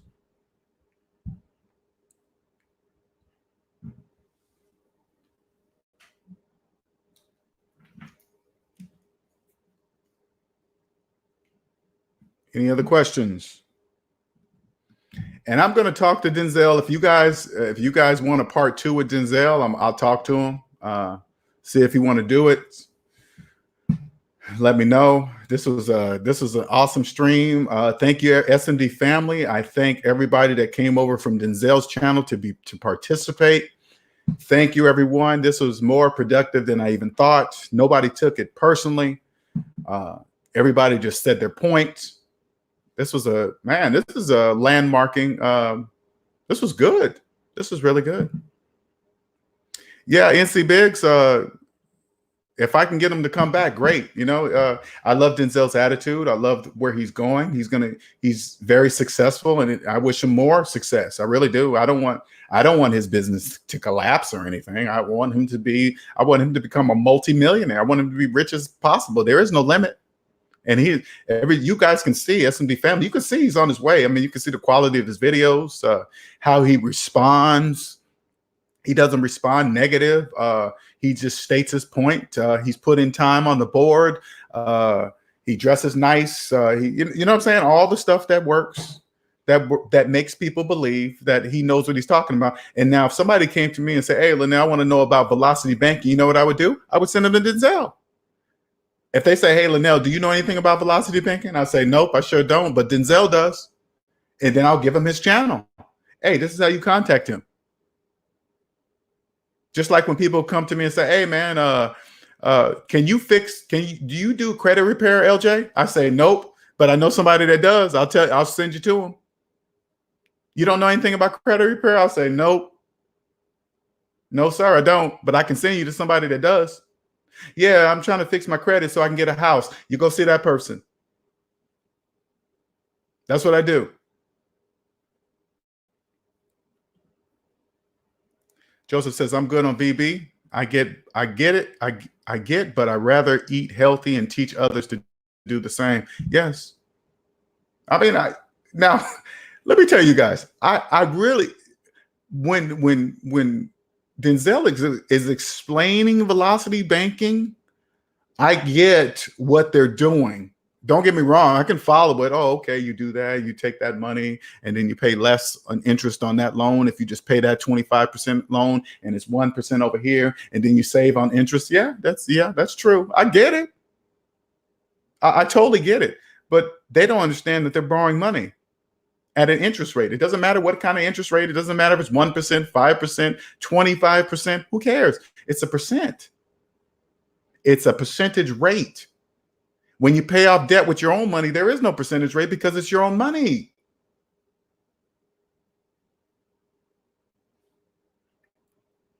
All right, you guys. Woo, my back hurts. I've been sitting in this chair forever. All right, well, that was good. That was really good. That was really good. SMD family, I appreciate you guys all. If you're new to my channel, understand that it's not just me that's savings minus debt. It's a family. It's not just me. I'm just a talking head. Okay? I'm just a talking head. That's it. And I only preach mathematics. That's it. Nothing special. I'm not saying I'm above anybody. I'm not saying I know more than anybody. This is why I always ask.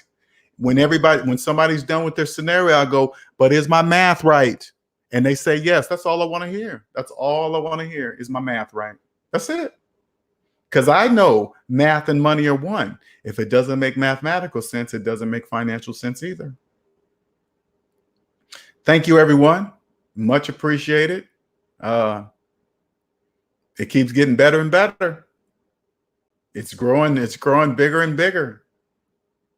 Man. And if you're part of Velocity Banking and you know somebody else that wants to come on with me, shoot them my way, man. Just tell them, hey, Lynell wants to debate with you on Velocity Banking. It won't be rude. It'll be progressive. Everybody will be heard. Everybody gets to answer questions, and within a time frame, right? And then we'll just go from there, man. That's how it works. Because honestly, for you velocity banking believers, we all get to the same goal, is zero. So that's cool. That's totally cool. As long as you get to zero and you're out on the other side of debt, I'm gonna be the first one to congratulate you. Okay. We just differ on how to get there. Okay. I don't believe in borrowing money. You can't borrow your way out of debt. You can't do that. That's mathematically impossible. But if you choose to believe it, somebody will sell it to you. Somebody will sell you a faster way out of debt. I promise you, because it doesn't exist. That's why they're selling it to you. Okay. All right. Gabriel, NC Biggs. All right. Quentin. DTN. Dave, Sincere. Thank you for the questions. Hyphy, as always. Before I leave, I forgot. We have Mike Rurambo and DTN Window Cleaning. His real name is Ulysses. They both donated 45 minutes each to a person on the Discord server. We have a Discord server where all the SMD family goes to. We join, we do voice chats, we answer questions. Not just me, SMD family members are going there. Then we're going to have a raffle off of to raffle off this time. We got two SMD family members donated this time to some lucky SMD family member off of the Discord server. Okay. So we get more people in there. We're going to do a raffle and just do a drawing. And then they get that time donated to them for free to talk to me for 45 minutes. Okay. All right. So the Discord URL is inside the description. So if you click on that, you can get on it via the computer, or you can via app on your phone. Okay. And just join it up, and we can have a even deeper debate about velocity banking. If you want to know about more the difference between us, you can go on a Discord server and we could chat it out in there. Not rude. Nobody's talking bad about anybody. Nobody's pushing them out because they believe in one thing, because originally, like I said, it's all to the same goal. We're just talking different ways how to get there. Okay, that's it. All right. Yes, it was phenomenal. I agree, Dave. This was more than I even thought it was going to be. It was just, man. And for those of you that follow Denzel, this is why I picked Denzel. If I would have went over there and he had a single video, I wouldn't have picked Denzel, but I see he has multiple videos. He's putting in work. That's passion. So obviously he's passionate about something. He's made a living out of it. Okay. At 24. You think I knew that at 24? No, sir. I didn't know any of that at 24. I knew cars and girls. That's it. And finance and everything. That's what I knew. So, all right, everyone, we're going to get on out of here. It's 4 hours. Thank you, everyone. Have a wonderful, wonderful Thursday.